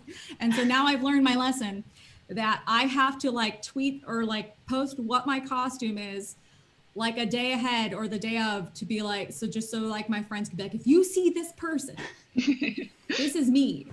Please don't look at me like a weirdo. If I say hi, please say hi back. I miss those conventions. I really do. And D&D Live was so much fun. We have in the UK. We have two major conventions, which is UKGE, which is about 3 or 4 days. And then at the end of the year we have Dragon Meet, and Dragon Meet is in South London, and it's It's fantastic. Just to meet everyone there, to go shopping, but also play games. And you can just if there's an empty seat at the table, you can just jump straight in for a few hours. It is amazing. But yeah, we're so much looking forward to going back to UKGE actually. Maybe I don't know. Maybe this year is it going to happen this year? I don't know. I will say this. I will that, literally go to any live convention if it's safe. Just please let us know. Whatever it is. If get as weird as you want to get, I don't know if it's. I immediately regret that I said that. So there's some people out there going to be saying challenge accepted. Immediately regret that I said that. But as soon as it's safe to do so, I'm so looking forward to going to like literally any live thing. Cool. We got another question in, and then we'll start doing the prize draw. If I can find the picture. But I'm not sure who sent this one in. It says, tricky question. What is the best critical failure you have ever seen in one of your games? Oh. I think it would have to be on Into the Mist last season, where Dave's character, who he's like Canadian and he plays a very super Canadian in this. He's a changeling, and our plan was to send him up to the top of this effigy to like cause a distraction, and it was just was dead for like 2 episodes. And I don't know why we had sent he had the least amount of hit points at that time. And we're like, yep, no, let's just send Dave up there. Like, what could possibly go wrong? And it's just, he kept on like failing. It's just, I don't know how we kept him alive for that long. I had no idea. We thought for sure he'd be rolling up a new character. So that was like the biggest like close call. Very dramatic. If anybody watches that, the last season does not disappoint. I'll follow up with that. What's been since you've been playing games, around the various tables?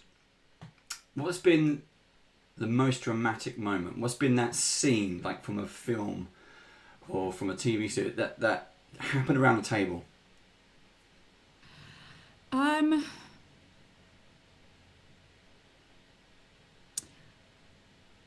I think it was during, I think it was GaryCon when we did Into the Mist, and it was a very, there was a scene where I had been looking for Van Richten, like, and very like troubled by it, and I had a moment where after this whole entire battle was done, and it was we almost all died, and everybody was heading back to the tavern, and Esmeralda was like not a very, or at least the way I played her, is not a very religious person at all, but goes back into the chapel and says a prayer that just, please let him be safe, please let me find Van Richten. And Matt Lillard is outside of the window, and he overhears it, single tear, and then had cast, without me knowing, what is a spell where it's like you protect somebody from dying or Sanctuary? something? I think so. I think it might be Death Ward? Death Ward, yeah. Is it Death Ward? Yes. But he casts that on, like, without me knowing that, from then on, like, he casts that on me every day. And it was just like a big, it was just like a big emotional moment. Aww. Yeah. That's cool. Yeah. I like that with Matt. He always, it's fun when he came on with, he played Beadle and Grimm in a previous episode. Check it out on YouTube. He goes from almost being the badass guy, and he's the dwarf, but actually he has these tender moments. He's very kind of human with his approach. It was really, really nice. I've watched it back a few times, but there were certain moments where he's and he obviously does it with his own games and things like that. But it was nice for having seen him on so many other streams, and then when he came on to ours with Bill, it was like, wow, he was playing with Sharon, who's playing Yelena. And it was just him and her on top of this roof. And there was a kind of very much protective moment. So he's all the bravado. And then when it was quiet, there was like, we're not going to make it. And it was a bit, oh, hold on. I'm the GM. And that's, what's happening? And I think it's amazing. Like, it creates really memorable moments when you have moments like that where you can go from being like lighthearted to something emotional to something very serious. Because the more we're able to kind of switch around naturally like that, I think the more real, I guess it seems, the more immersed you are in it. The other time I will say is like one of my absolute favorite role-playing moments ever was, if anybody watches LA by Night, the first season's epilogue, where I was still a ghoul and I had an epilogue with B. Dave's character. And I had a moment where the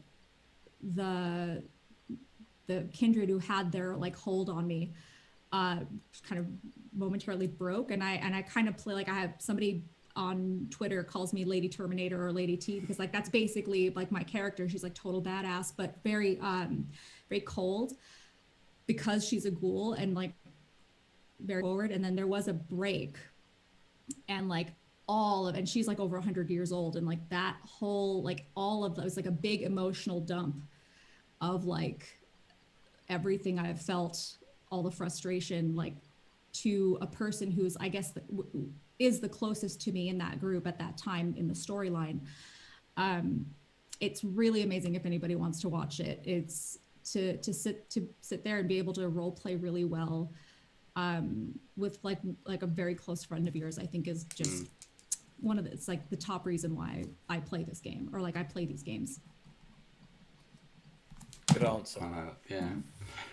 So everyone who is watching in Twitch, we are going to do a giveaway. Now I am going to try and bring up a picture of what we had before, which was, if I can find it, I need to find where it is. So bear with me. Steve, we need a code word. Now to let everybody, I can't find the item, to let everybody know what the item is, it is a, from Dogmite, it's called a Dragon Sheath. It has Pathfinder over it. I think the cost is about $85 for this dice tray. Sorry, not a dice tray, a dice box, we should say. But it's called a Dragon Sheath. It has Pathfinder branded all over it. Steve, what's the magic word?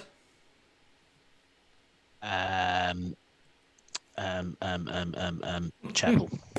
There you go, chapel. Sorry, I was getting a link. I was getting a link to the item from the internet. So the word will be chapel, and it is in Nightbot now, so it is open. So it's ! chapel in chat to enter for the giveaway, and I will post a link to what the item looks like in a second. Yeah, got my Dogmite little dice case up here. Nice. Yeah. I love it. It's so pretty. Custom. It's a nice. They do a nice bits and pieces for the Christmas special. We gave away. It's actually appeared in the box below us, but we gave away a Pathfinder branded DM shield. I think it was $280. Oh, wow, yeah. And one lucky person won that at the Christmas special, which again on YouTube. Check it out. All of us are there. That was a fun time. Some are more inebriated. The next day wasn't. A lot of us stayed on chatting for another 3 hours after the 3-hour stream, so that was pretty manic. But yeah, do check. So the link is in live chat now. That is the Dogmite item, so you can at least see what it looks like, because I couldn't bring it up on the screen. And yes, exclamation chapel. CHAPEL, not Dave Chappelle. Not Chappelle, yeah. Yeah, all cattle. I Yeah. type scalpel. Yeah, well, there we go. Cork spending his points again. That's cool. Right, and we will get back to where we were. So, we have just burst into the chapel. You've had some words with the mighty Kreeg. And Kreeg and Tolkus have charged into each other and hit. Are we going to roll initiative for this? Well, you and me are going to hit first. Well, let's roll initiative, but you and me get to hit first. Yep, that's cool. And then, I tell you what, whoever gets the highest initiative out of you and me will take the first strike as well. Gets to roll first, yeah? Yeah. It's going to be like Godzilla versus King Kong. Yeah. Exclamation mark chapel in the live chat, and we will pull it. This is the Dogmite. I keep saying Pathfinder. It is Pathfinder branded, but it is a Dogmite dragon sheath. So let us know. Steve, when you got a few in there, give me a shout. Yep, I will Cool. do. So, Tolkus, you and me first, but everyone else roll initiative, please. Where is the bonus on this? So you need Perception. Perception, yeah. Perception. So down the right-hand side is the magnifying glass. Aha. Whoa. That's it. Roll your d20 and add that. It's usually a big number. Yeah. 29 for me, Dave. 29 for you. Okay, so Tolkus. Okay, you beat me, so you get to smack first. Let's go around the table. Rupp. 19. Harrison. 23. Elias. 25. Elena. 21. No, We've all rolled really badly so far. Caven. 39. Yeah. Good. Nice. I was like, did I roll the right thing? My number is so different. I rolled Before a the start of 5. time. And Lucrecia. Who's doing 30. 30 Nice. work. Good. Decent.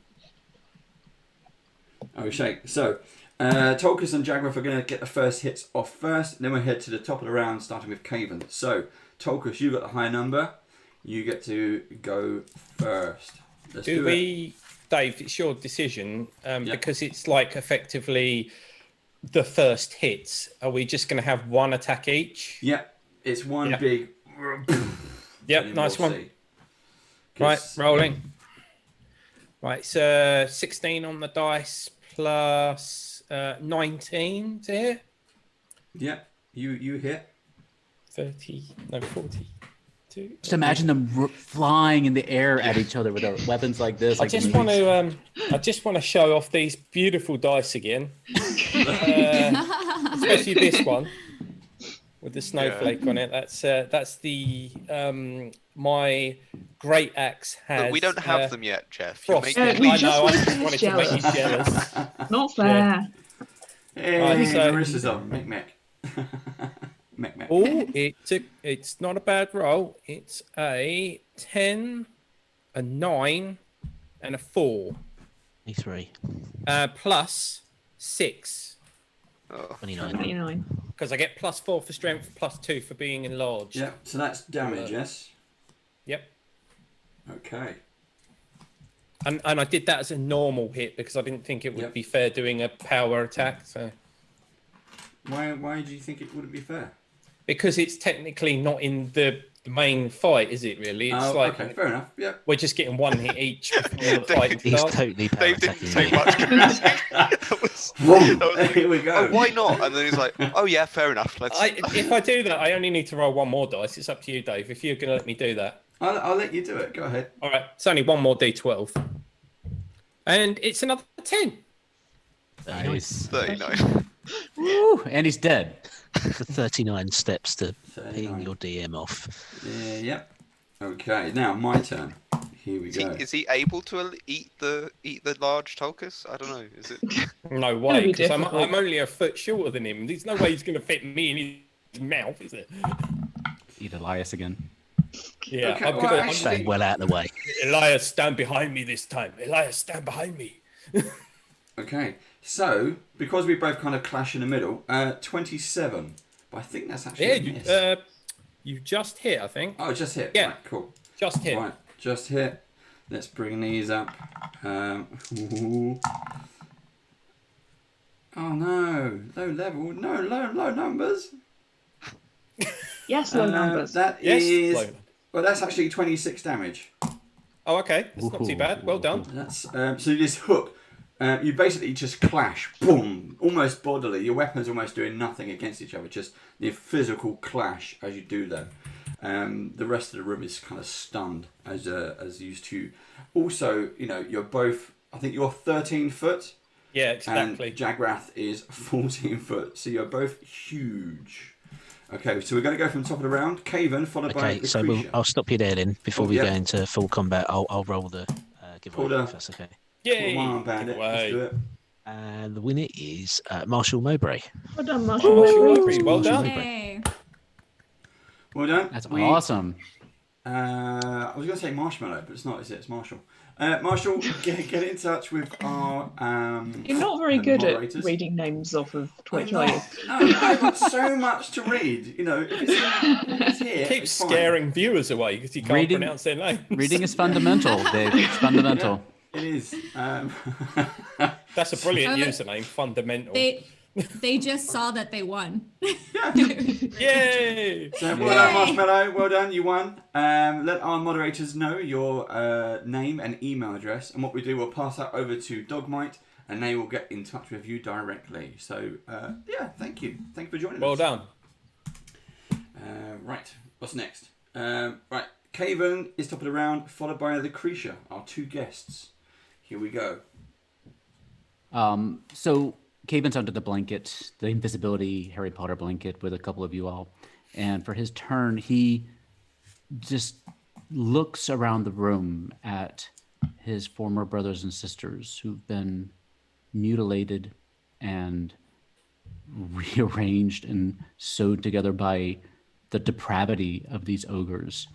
And Caven, his arms just drop, and his short bow that he had at the ready just falls at his side, and he falls down onto his knees and just slack-jawed looks at what's happened to his family. And that's his turn. Okay. Lucrecia, followed by Tolkus.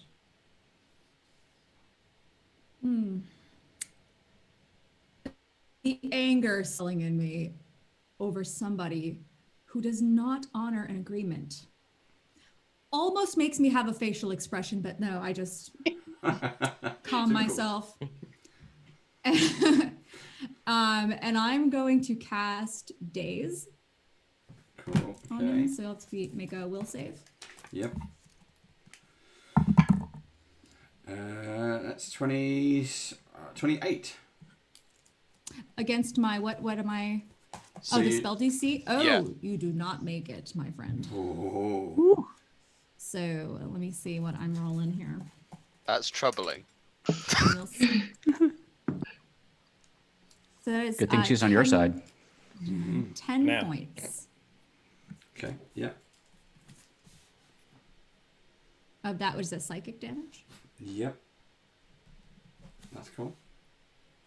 Okay, you see him almost after the clash with Tolkus, and Tolkus, because it's your go coming up next. You see him just kind of almost as you kind of shake something off. You still Maybe have that'll two. help you remember next time. You still have 2 more actions if you would like to do something. I think Daze Okay, is so- a 1 action spell. I think it's 2. Is it Daze 2? is 2 actions. Yeah. Okay, So you have You've one got left. one action left. So I have 1 action left. Can I magic missile him? Yes. If it is a Alright. one action, you can. Yes, indeed. it is a 1 I action. think that one is, Good. yeah. That one is. Nice. We like magic missile. That one, okay, I rolled 18 plus. Okay, so that's going to be 37 to hit. Jeez. Yeah, you hit. Even rolled a That's hit for on the- magic Do missile? I have to? Oh yeah. Do you? Yeah. So that's for the first. So you have to roll all 3 times, or just all? No, so you've only got one action left, so it's a single dart. So it's a single. Okay. Yeah, it's a single dart. Oh, I see. Yes, that makes sense. All right, so he takes 5 points of damage on that one. It all helps. It all helps. Okay, so everyone, Torcus, you see him get zip as a little magical dart that zips into the side of his neck. What do you wish to do? Well, I'm gonna. Did you say he got stumbled back by the first? He didn't spell stumble. He just kind of. Oh, so he's not. He's not going out of reach or anything. No, no. Okay, so you have a 10-foot reach anyway. Torcus will take a mighty swing with his frozen-headed axe. That's just like steam almost coming off of it, or not steam. What is it for ice? Vapor. Yeah, and he's going to take a big swing with a power attack, Furious Focus, and he's going for the headshot. I'm going to use my hero point because I just rolled a 1. You got that? It comes out of your fingers because it's coming nice. Thank goodness for hero points. Hey, that's better. 19 on the dice plus 19 nice. Oh. To hit. You hit. That's fine. And he's going to take double 9s on the D12s, a 4 on the D6 plus 6, and I've got one more D12 to roll because I've only got 2. I won't complain though because they're lovely. And that's an 8. 36. Okay. 36. Yeah. That was one. No, power attack is 2 actions, but it only counts as 1 attack now because of Furious Focus. So I've got 1 action left at a -5 because it's my second attack. I will attack him normally. And it's 13 on the dice plus 19 to hit. Yeah, that hits. And he's going to take 7 plus 4 plus 2 plus 6. I think you're hasted as well. Yep, you are. Oh, did you haste me? Yep, I hasted you. Yeah. Oh, you. Wow. 19, that is. Get one more action, doesn't it? If I remember rightly. Yeah, you get one more action. Hold on. Use move or strike. Before you take that, we just need to. What was the damage? 19. 19 on that one. Yeah. And I'll take a -10 for a third attack. And it's a 16 plus 19 to hit, -10.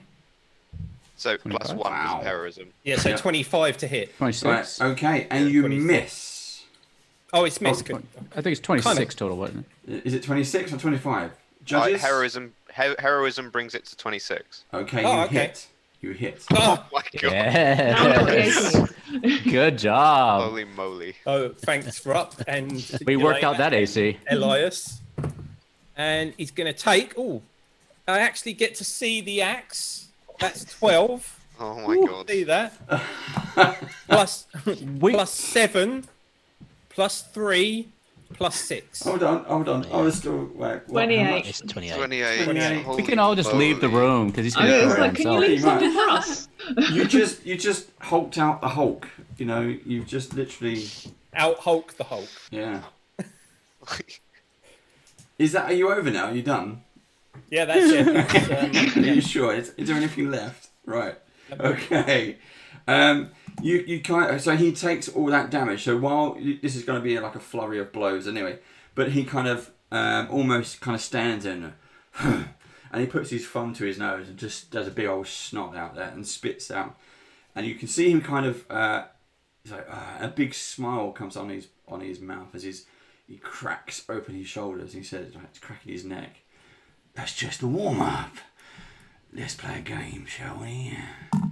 And then he's going to take his goes. Go for it. And that is a 28. That's one hit. That's one hit. Right, we're going to roll these. 16, 17, 32. Yeah, that's on the another first hit. Oh, is that damage? Sorry. 32 damage. Yep. On the first hit. The second hit, 28 again. With 29 on the second hit. Yep. And a final third attack. So basically, you're just trading blows with each other at this point. This is 32. The hit. Yeah. Yep. And that's what I like. I got a feeling he 10, might need some 20. healing. Man, that's 45 damage. Jeez. With a minus 10 If on there anyone's as got well. any healing, that would be handy. Yeah. But you can't. You again. You're trading blows, blow for blow, and then you just kind of you both back off at the same time. Just both of you breathing heavily. Blood and cuts is like on both of you at the moment. Elias, all the healing on the NPCs. So Dave, I stagger back a little bit like he did when I hit him, and sort of I crack a big smile as well, and sort of just go, "Ha ha! Challenge! I am Kreeg!" And then Elias, it's up to you, followed by Harrison.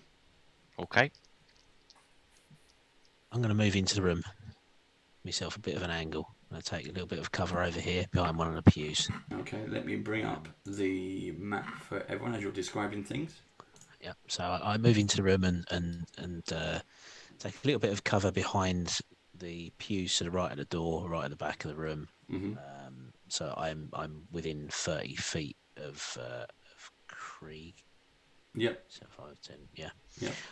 And then I'm going to start the incantation for a spell I haven't cast before on this stream anyway. I'm going to cast Slow.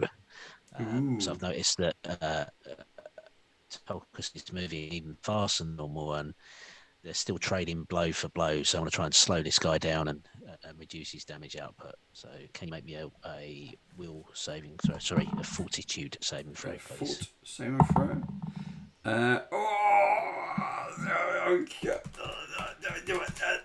35. Yep, that's a pass. So that's a success, but you're still slowed, but only for one round. Okay, right. So your next turn, you get one less action to do. Okay, so only 2 actions. That's fine. Yeah. Okay, good to know. Is that anything else you'd like to do? No, my move and 2 action spell is me done. Thanks. Okay, Harrison, over to you. So Harrison's going to head into the room. And am I within 60 feet of Kreeg? Kreeg. I am Kreeg. So Harrison's going to do a Mighty Morphin Power Ranger with his Ring of the Ram, and he's going to activate it on Kreeg. And so I would need you to make a Fortitude saving throw, please. Okay. Fort again. Ooh. Sorry, Josh, did you say you was moving into the room? Yes. Right, I'm using it. 25. 25. So you passed. So I'm using it with 2 actions, and so you take half the damage, Yep. and half of the distance, which is 10 feet of distance. But I do see that if I'm correct, you're right in front of this statue. It's the altar. Altar. Yeah. So you may fall into it based on the way I'm pushing you into it, but either way. So let's do the calculations.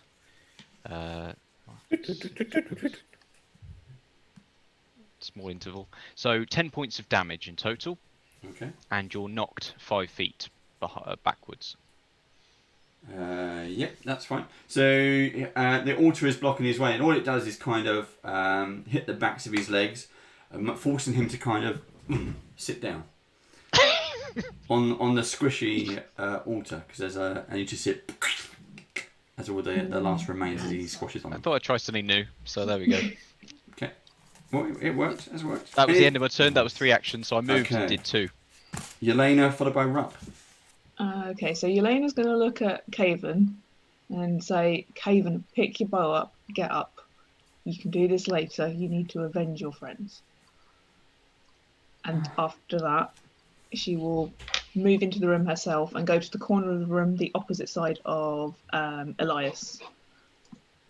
Okay. And she will bang her staff on the ground, stretch her hand out towards Krieg, and I'd like him to make a reflex save, please. Ooh, okay. Ooh, not good. 14. No, that's a fail. That's a Okay. fail. Big bolt of lightning streaks out from my hand, and you take some damage.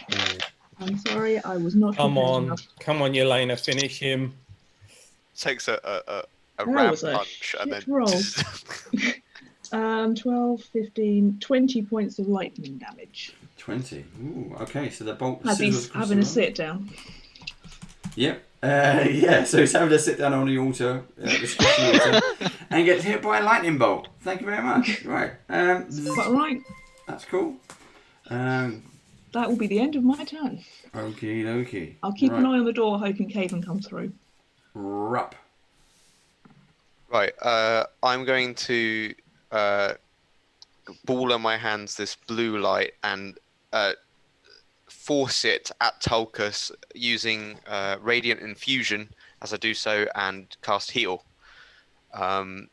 So that is quite a lot of healing, I hope. That will be very good. Thank you, Rob. Yeah, 44 points of healing. Sorry? 44. Oh, yep. Like a And hit. also you get 3d6 radiant damage on all your attacks next round. Oh, okay. I'm gonna need a calculator. So yeah, every attack you do will get an extra 3d6 next round. Start lining up all the dice. Yeah. And that is the end of my go. That's all my actions. Okay. So at the we're at the top of the second proper round. Caven, can you do a perception check, please? Caven and Lucrecia, can you do a perception check, please? Wow. Lucrecia on the map is still outside. Is that correct? Yes. Cool. So outside the door, yeah. Mine is a lot. It's perception, Rogues, man. right? Oh, perception's in a different part. Oh, here it is. Oh God, it's like 35. 35, 36. that's fine, yeah. Did you, so you hear, Lucrecia, what was your perception? 32. 32, okay, so you both hear kind of ogre laughter and chatter. There's obviously sounds of two noises, two distinct voices. They're coming from around the southern corridor. The Caven's turn? It is Caven followed by Lucrecia, yeah. So Caven hears someone coming from behind, basically. For on where you are on the map, if you look at Twitch, there's a map on the screen at the moment. Coming along the south corridor, they're coming towards you. So at least two distinct voices you can pick up. Definitely ogre voices by the rough manner of their language. They seem to be kind of chatting and laughing and bragging. Okay. But they're coming close. Is Caven still invisible, or as they walked away did that end? No, you are all still because you're with Lucrecia, and Lucrecia. Actually, yes, because she casts the other spell. Aha. With that broken the concentration, I wonder. Yes. Yes. So we're gonna say yes. You Okay. are visible. Okay, so hearing Yelena's words somehow broke through a little bit. You see his slack-jawed expression turn slowly into anger and disgust, and he picks up his short bow from the ground, stands up, and looks up at Lucrecia with his eyes wide and tears welling up, and he says, "I'll protect you." And he turns and walks down the hallway to see if he can see what's around the corner, what's coming up. Can he lay eyes on anyone? Yep. If he sticks his head around the corner, he sees two ogres. One is an ogre female. One is an ogre male. However, this male has what appears to be a metal jaw around his jaw. It's a metal faceplate with crude iron teeth in there. Sorry, He-Man. Killing myself. Oh no, I've lost you again. There we go.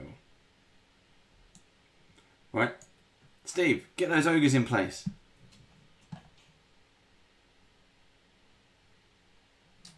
Bear with us, everyone. We've got fix the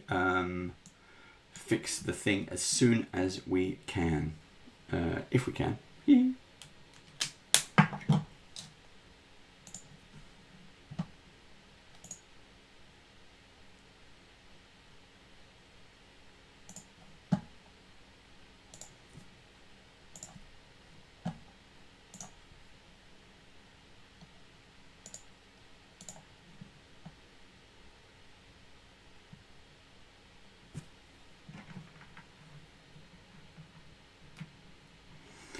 It's gone. You might as well go on pause. Start talking about other things. Fine. There we are. I think we're fine. Are we back? Can you hear me? We're back. Yeah, we're back. There we I go. didn't realize you were gone. I There didn't we realize go. you were. Yeah. There was a problem with the sound, so the sound wasn't coming out. Oh, okay. It didn't appear to So, be coming out. Caven had snuck down the hallway to look around the corner to see what's coming up. He sees two ugly, depraved ogres who had been really into body modification. And he takes his short bow from around the corner and tries to get up a sneak attack at the closest one with a 35 to hit. Cool, 35. That hits. And with sneak attack, that's 17 damage. 17 damage. Yep. And that should be all he can do this turn. Okay, no, that's fine. Okay, yep. So you see those two coming along. Lucrecia. Seeing them down the hall from us, I cast Illusory Creature. Mm-hmm. And it's going to be a large. Does it matter? Does it be any specific? As long as Steve has a token for it, you can do it. Okay. It'd be a dolphin. We'll say he's very haggard looking. Let's say it's the last ogre that might have pissed. He's an ogre that you look like you want to punch him in the face. He's got one of those faces. Like you see him in a tavern, you just want to punch him in the face. He runs over to the two ogres, drops his trousers to moon them, and he's like, "You'll never catch me, you bastards!" And like runs out to try to get him to chase him down the hall. Ooh, I could butt. Let's see if this works. What are you doing with that, Dave? Well, is he going past them, so where they came from, or is the Mooner going to run back up the corridor past you? We're on an L. The Mooner's gonna go as far away from the party. Yep, so in he's the going to other have to direction. kind of run them. Okay, no, that's good. Yes. Right, so let's do a... Ooh, no, really bad. Yeah, I rolled a 9, so there's no chance they're going to like, okay.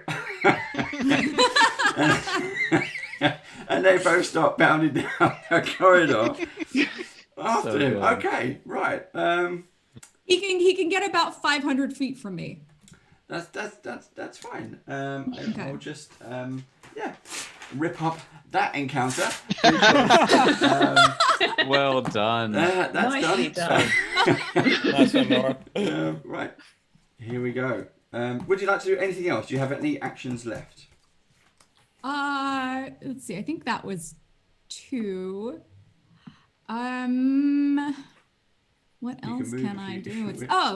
So who was like after me in this initiative? It is Tolkus after you.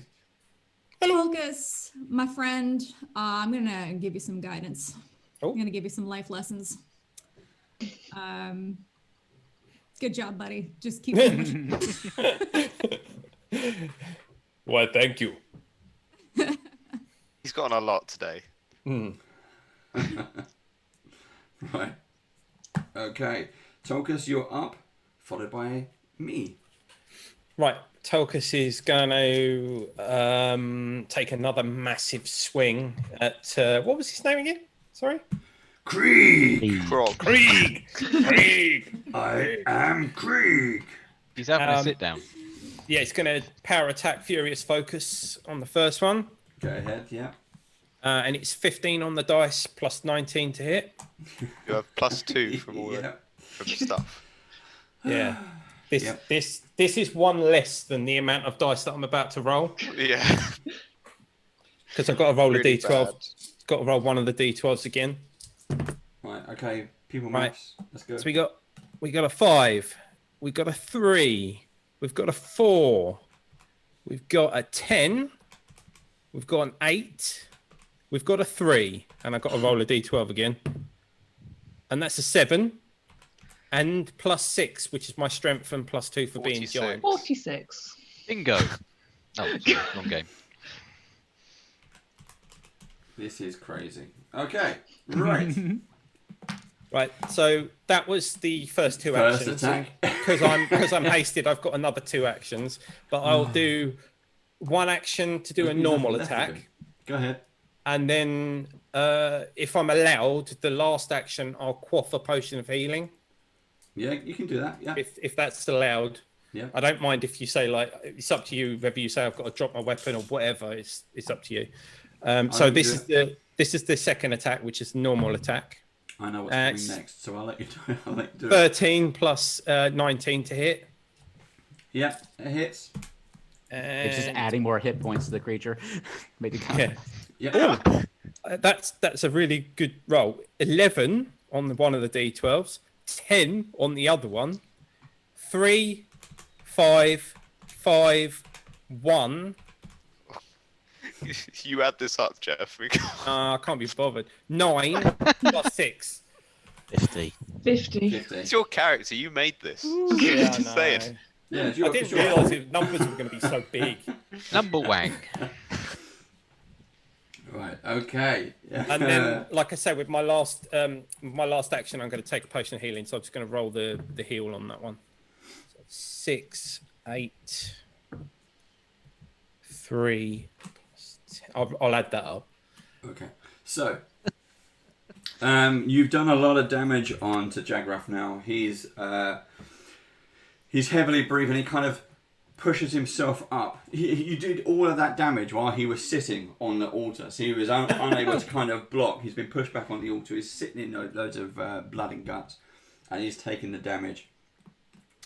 He reaches down as he kind of stands back up. As you give him a bit of a space, a bit of a breather while you're chugging down the healing potion, and he slowly kind of stands up, and you can see there's pain on his face as he begins to do it. He kind of grabs his kind of big belt and kind of hefts it back up as he sucks his kind of belly in. And His ogre belly.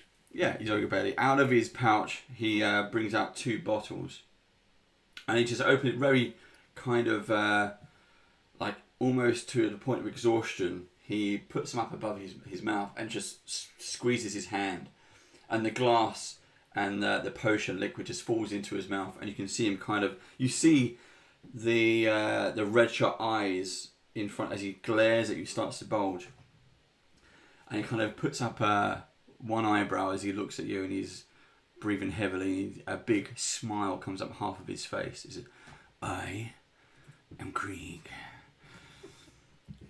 Follow me." And you see him. He turns to face the wall, and he does almost a gorilla charge.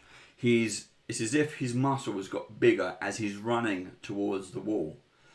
And you see him charge the wall. He goes smashing through the wall out into the corridor where the Mooney was. And then through the next wall. And you just see him, as you kind of watch him disappear, he kind of plummets out of view. So I turn around to the others with my giant Tokus face, and I say, "Well, that's never happened before." Anybody got a clue? No. Got a plan, but I've not got a clue. Elias, He just disappeared. He is basically charged through 2 walls like the Juggernaut in the X-Men. Oh. He's gone through 2 walls and then almost just basically disappeared out of Tulkas' sight. It's like he's dropped. What, drop down? Oh, Yep. right. Like Wile E. Coyote type. Not exactly, but yeah, form. Little sign that says "Yelp." Yeah, yeah. Little umbrella. So he's out of the picture. Yes. What do you want to do? Oh, okay. Are we out of initiative? It's Well, my go.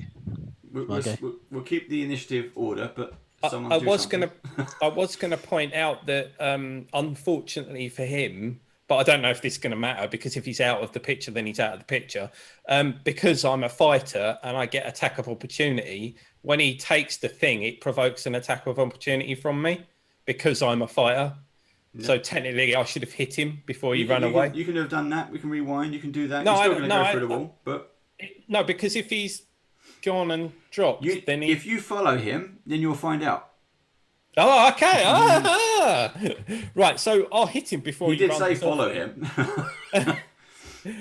So he does get an attack of opportunity, or I get an attack of opportunity. Yeah. Sorry. So that's 15 plus 19 to hit. Yeah. Too many dice. Oh, that's you're all right. There's a 2 on the 12 there. So it's 2 plus 7 plus 2 plus 1 plus 5 plus 1. Lots of low numbers. Plus 9 plus 6. 23. That was really crap. Stupid D12. That was the non level up. New D12. Yeah, you better get more dice, Jeff. Yeah. Never enough. Never enough. There is no such thing. Okay, so you managed to get a swiping hit as he charges through the wall. And then I don't think I could do it. No, I've got no. Yeah, I'll bolt after him when it's my turn again. Because I can't do it now. I'm out of actions. Yeah. Technically, we're going to pause the action, the initiative order. So, what do people want to do? You've just seen Kreeg. Well, can I go next because I'm next? Is that correct in the initiative order? Yeah. Right. So after me was Harrison, if I remember correctly. Elias, followed by Harrison. Yes. Okay. So I'm going to stride over to Harrison. I'm going to tap him on the shoulder and say, "It's your time to shine," and then I'm going to cast Dimension Door downstairs into the courtyard. Cool. Okay.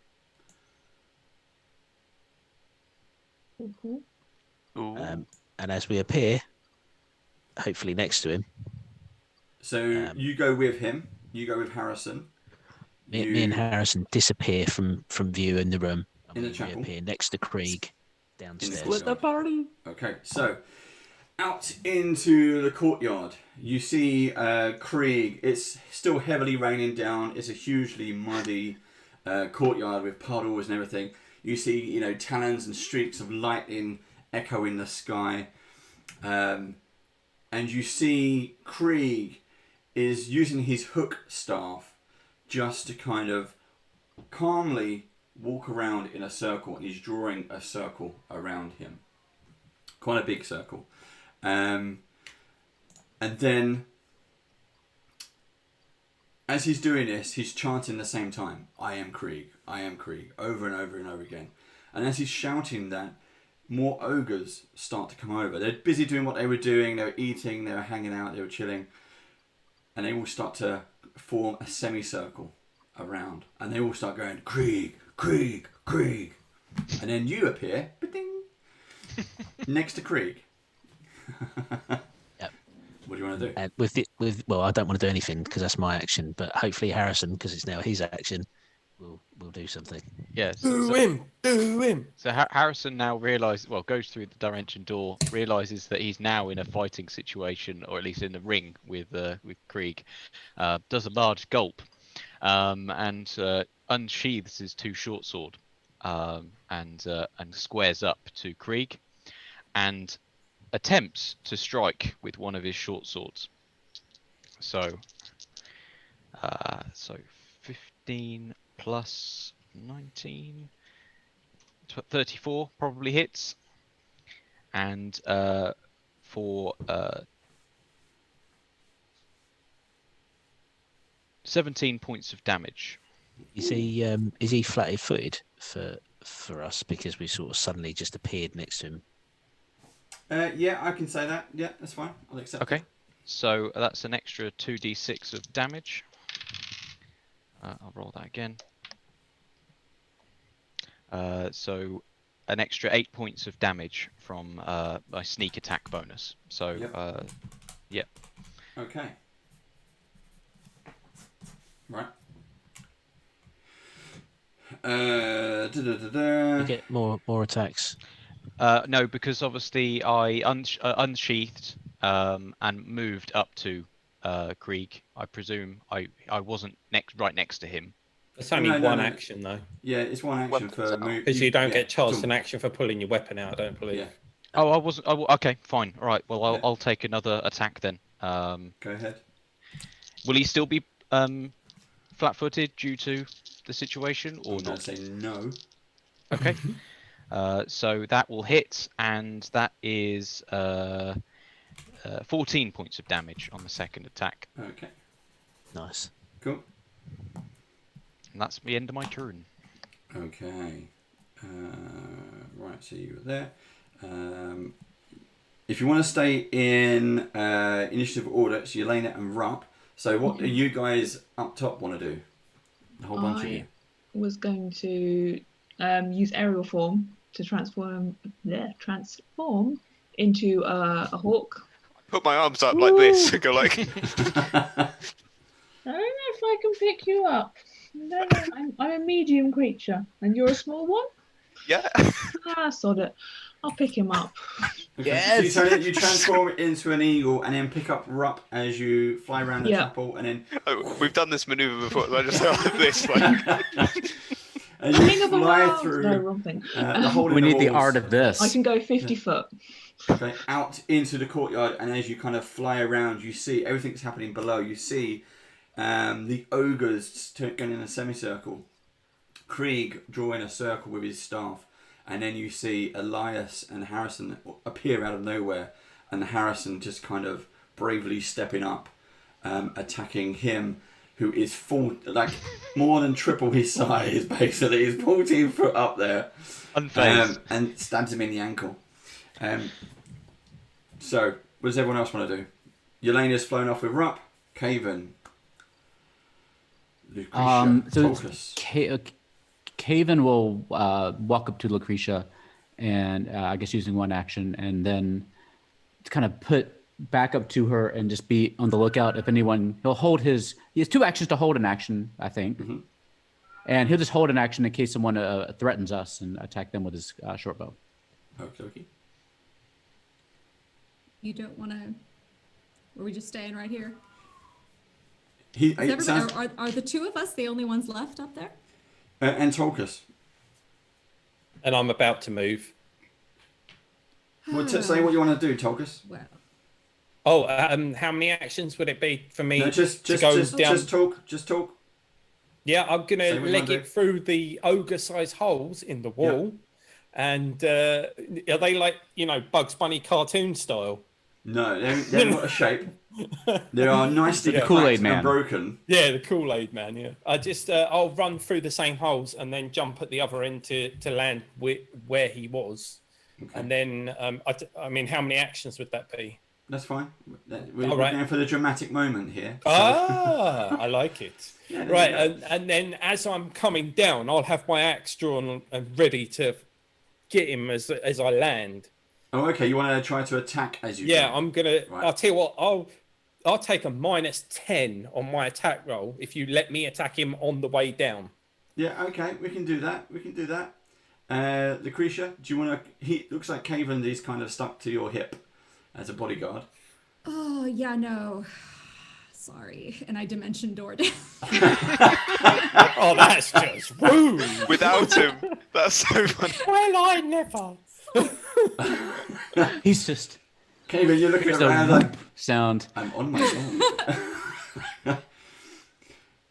So you appear, Lucrecia. You appear down below in a much kind of safer position. Again, you see everything as I've already previously described it.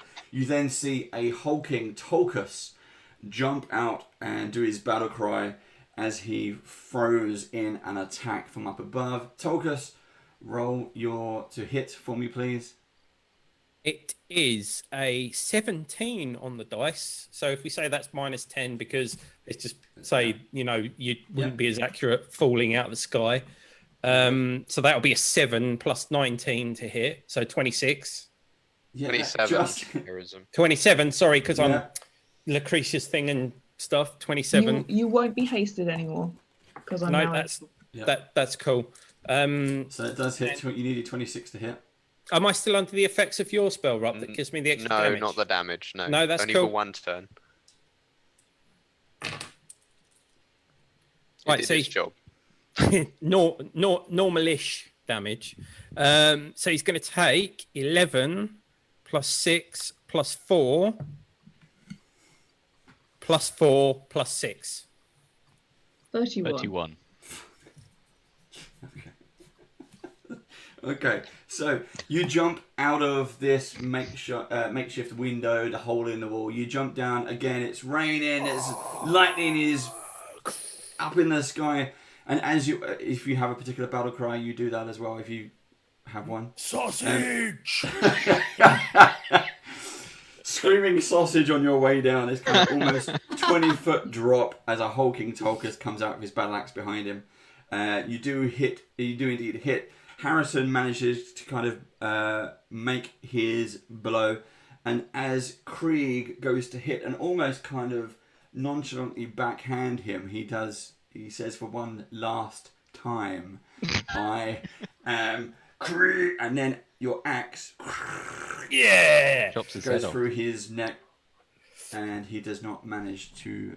As it does that, Dave, he doesn't manage to click his fingers. Actually freezes because of the magical enchantment on my axe, which is frost. His head freezes as it leaves his body, and as it hits the floor, it just shatters. And Tolkus dies from fall damage. No,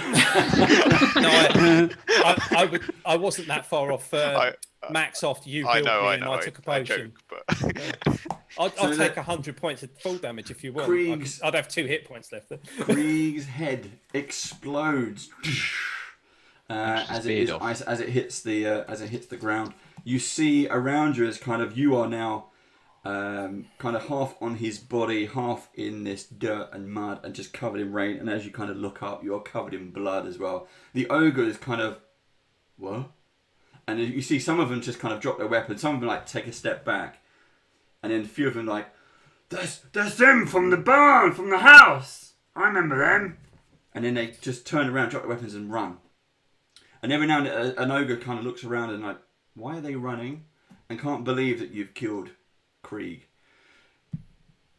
Again, I'll be standing there going, ah! Cool. Run, little fools! Well done, everybody. I'll put Rob down. Oh, yay! I could fly. As you look around, I just very golf clap at Tolkus. You look around and see what appears to be Jaagrath, Vale, and some of the surviving Black Arrows are attacking the ogres as they retreat. You see, some of them are up on the high wall, and obviously, they seem to be chasing 1 or 2 ogres up across there as well.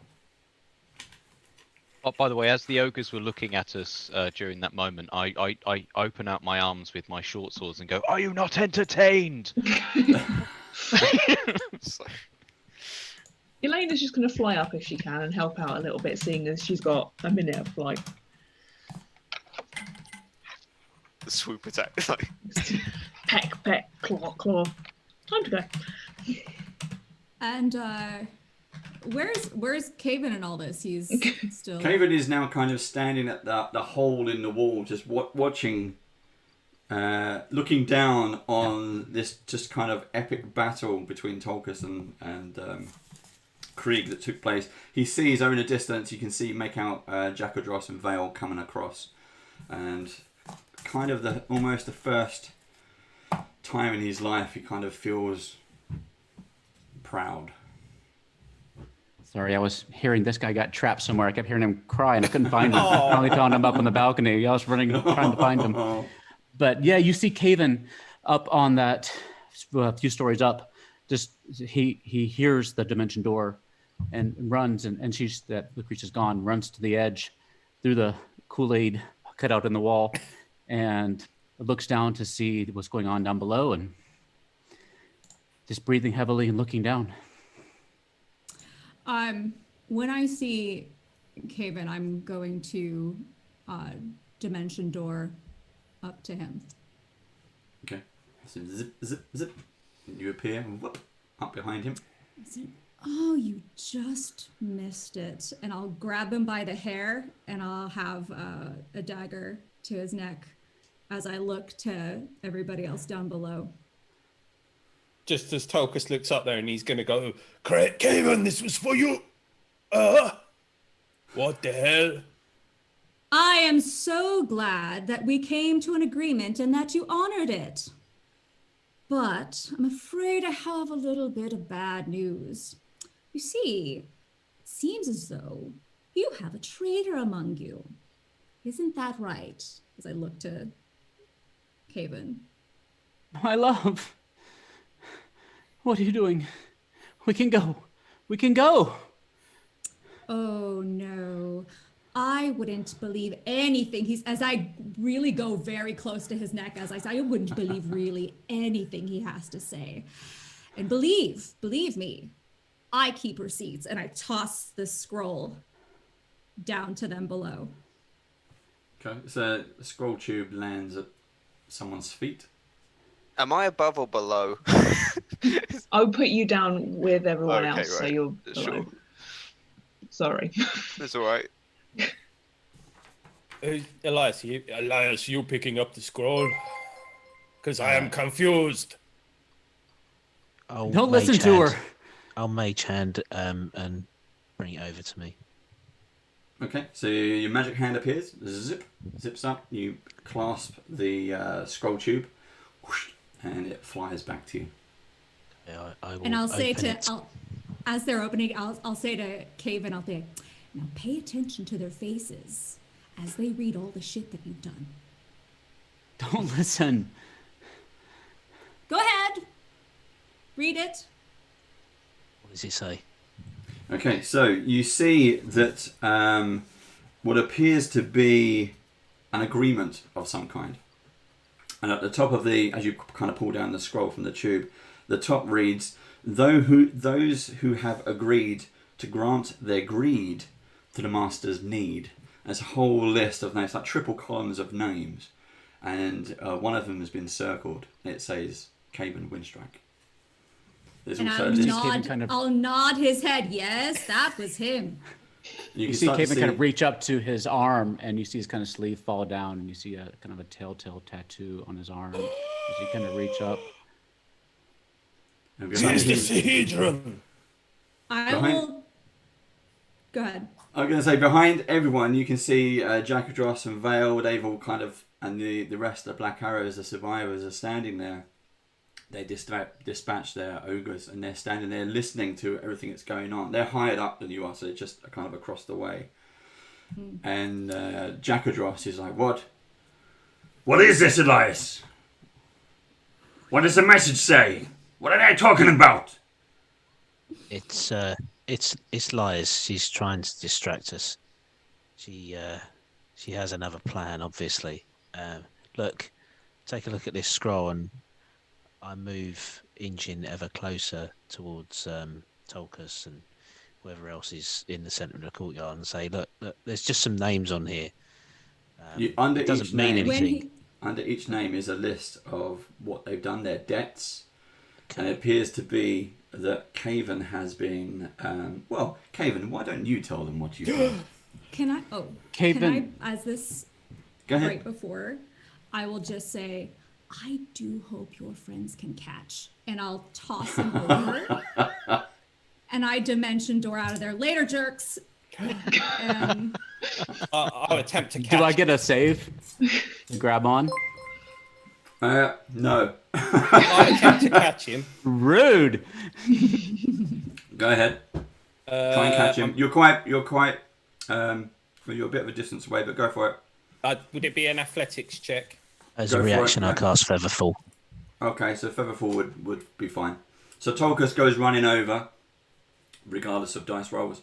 Professor Elias casts Featherfall as Theo gets halfway down before being and slowly kind of gently down.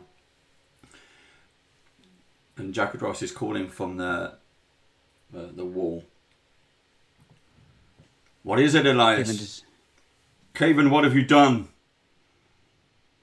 Caven kind of looks around and sees the people approaching him and just drops his rapier to one side and his short bow to the other and looks up and says,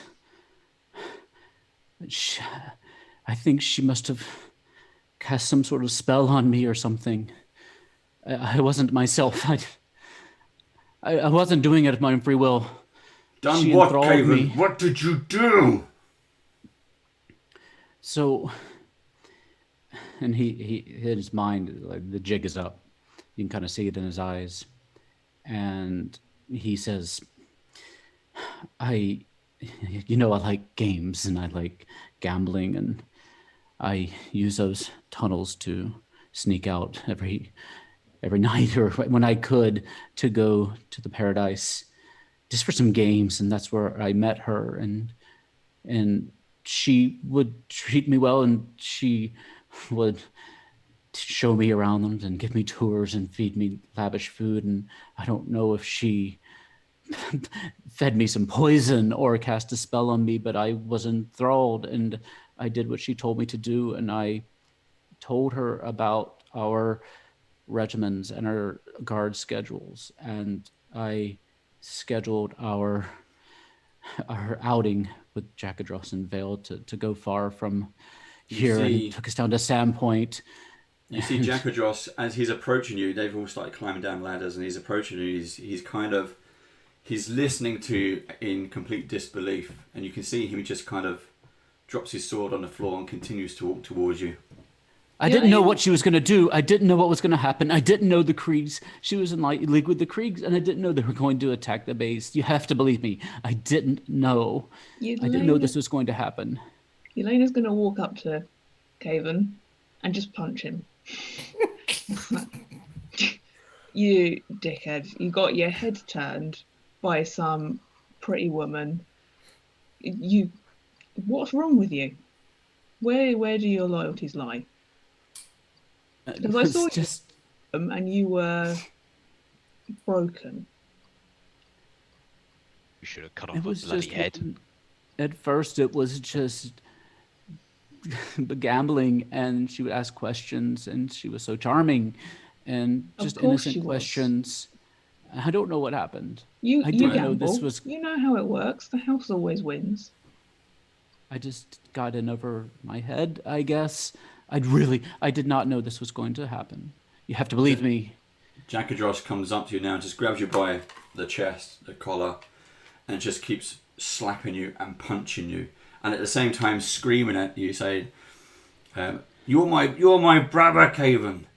How could you do this? These are our brothers and sisters. These are our families. I didn't know. I didn't know. We took it back. Of slaughter because of your greed.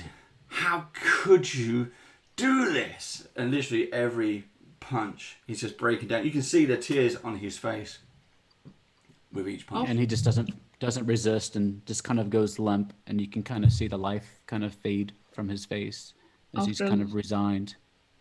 Right, after a little bit, I will try and pull him back so he doesn't beat him to death. Okay, as you pull back Jaagrath, he kind of lets go, and he takes a few deep breaths, and he turns around and looks at Vale. Vale kind of silently nods the way he does. And Jaagrath just kind of starts to walk away from you all. And he just calls out to the rest of the Black Arrows, and he just says, "Hang him. Hang him now." And continues to walk off.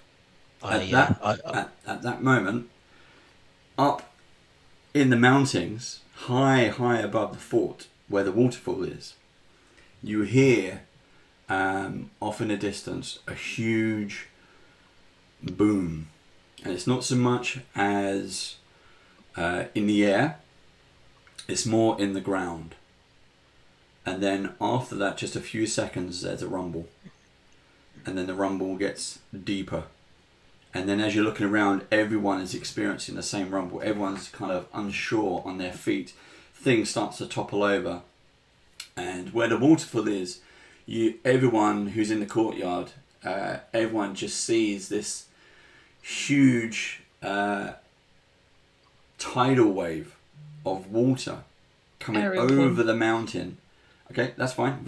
Aerial form, I'm picking up Rupp and I'm going up. Okay, you pick up Rupp.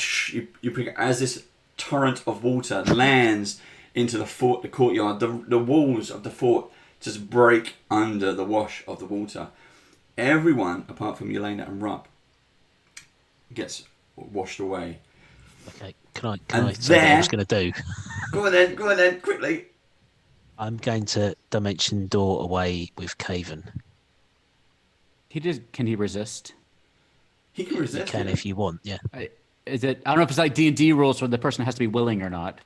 You do have to be willing, yes. Caven's not willing. Okay. I dimension door to the battlements. Okay, I want you to try and stop them from hanging you. The battlements is what's just collapsed under the force of the wave.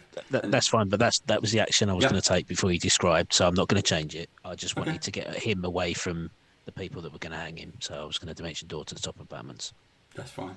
And as you touch him to try to bring him with you, I think you sense that he doesn't want to be saved, maybe? He's accepted his fate. As this wave, literally a tidal wave of water, comes down off the mountains, you all get washed away. As you're struggling against the waters, the rocks, you're being bounced off of that. You see some of the black arrows, bodies of ogres, even live ogres, the ones that kind of got away. How much of this water is actually coming down across the mountaintop. And then we'll pick up next episode.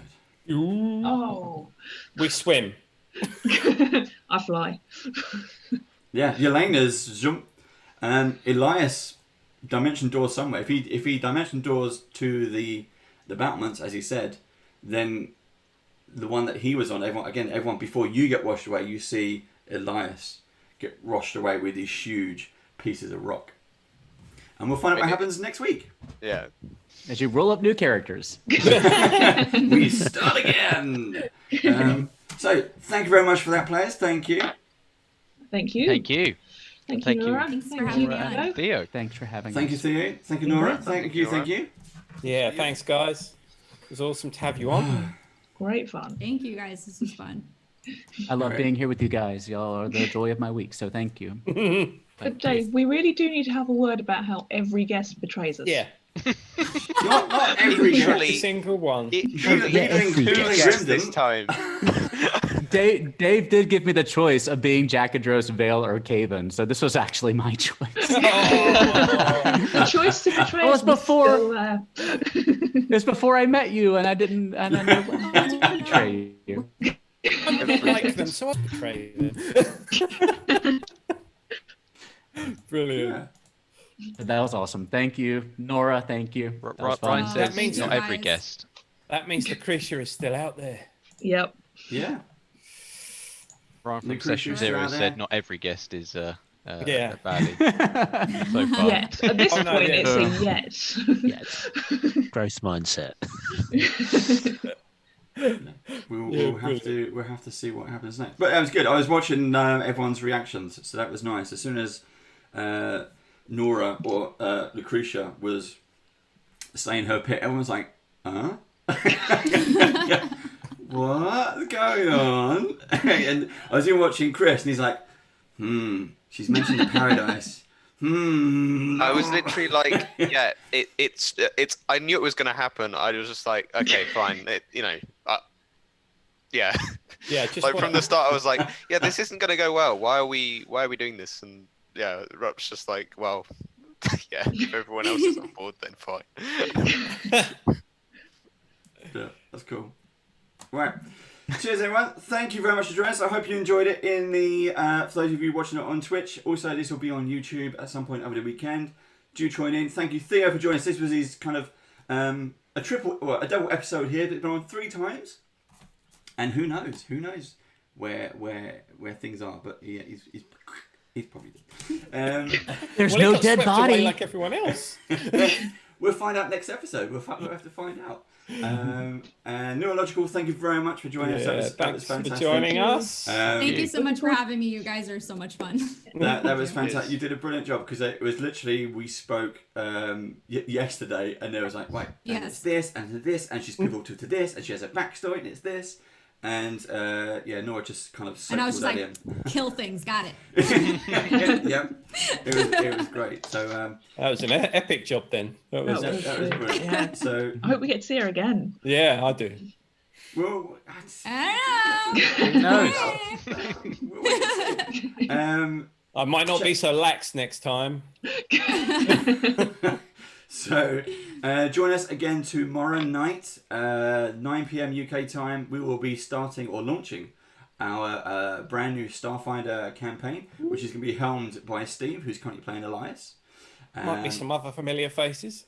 There is. Who's that going to be then? I don't know. Possibly me. Oh, there you go.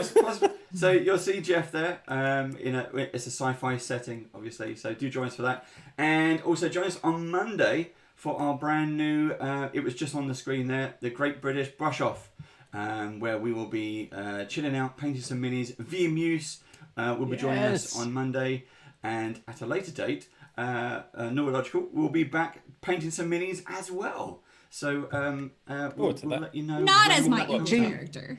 She's so good. Noura's so good at painting minis. If you look at her Twitter feed, you can see some of the ones she's done, and they're amazing. Oh, thank you. So check those out. What was the last one you did? The last one I did was I did a gargantuan skeletal dragon by WizKids. I did a nightmare dragon by WizKids, and then there's a independent artist who does 3D printing called Besteria Miniatures that I linked to, and I think go follow him because there's his work is amazing and really should have the following that they deserve. So, cool. And he didn't pay me to say that. I think that was just a true. It was a true I like support your local artists, support each other in the community. Go check out their work. Cool. Thank you, everyone. Thank you for joining us. Thank you to Wayne for Dungeon Crate for my bit of bling. For the bling. Thank you for the bling. I've got that. And we'll see you all next time. We're gonna say bye. See you next week. Bye.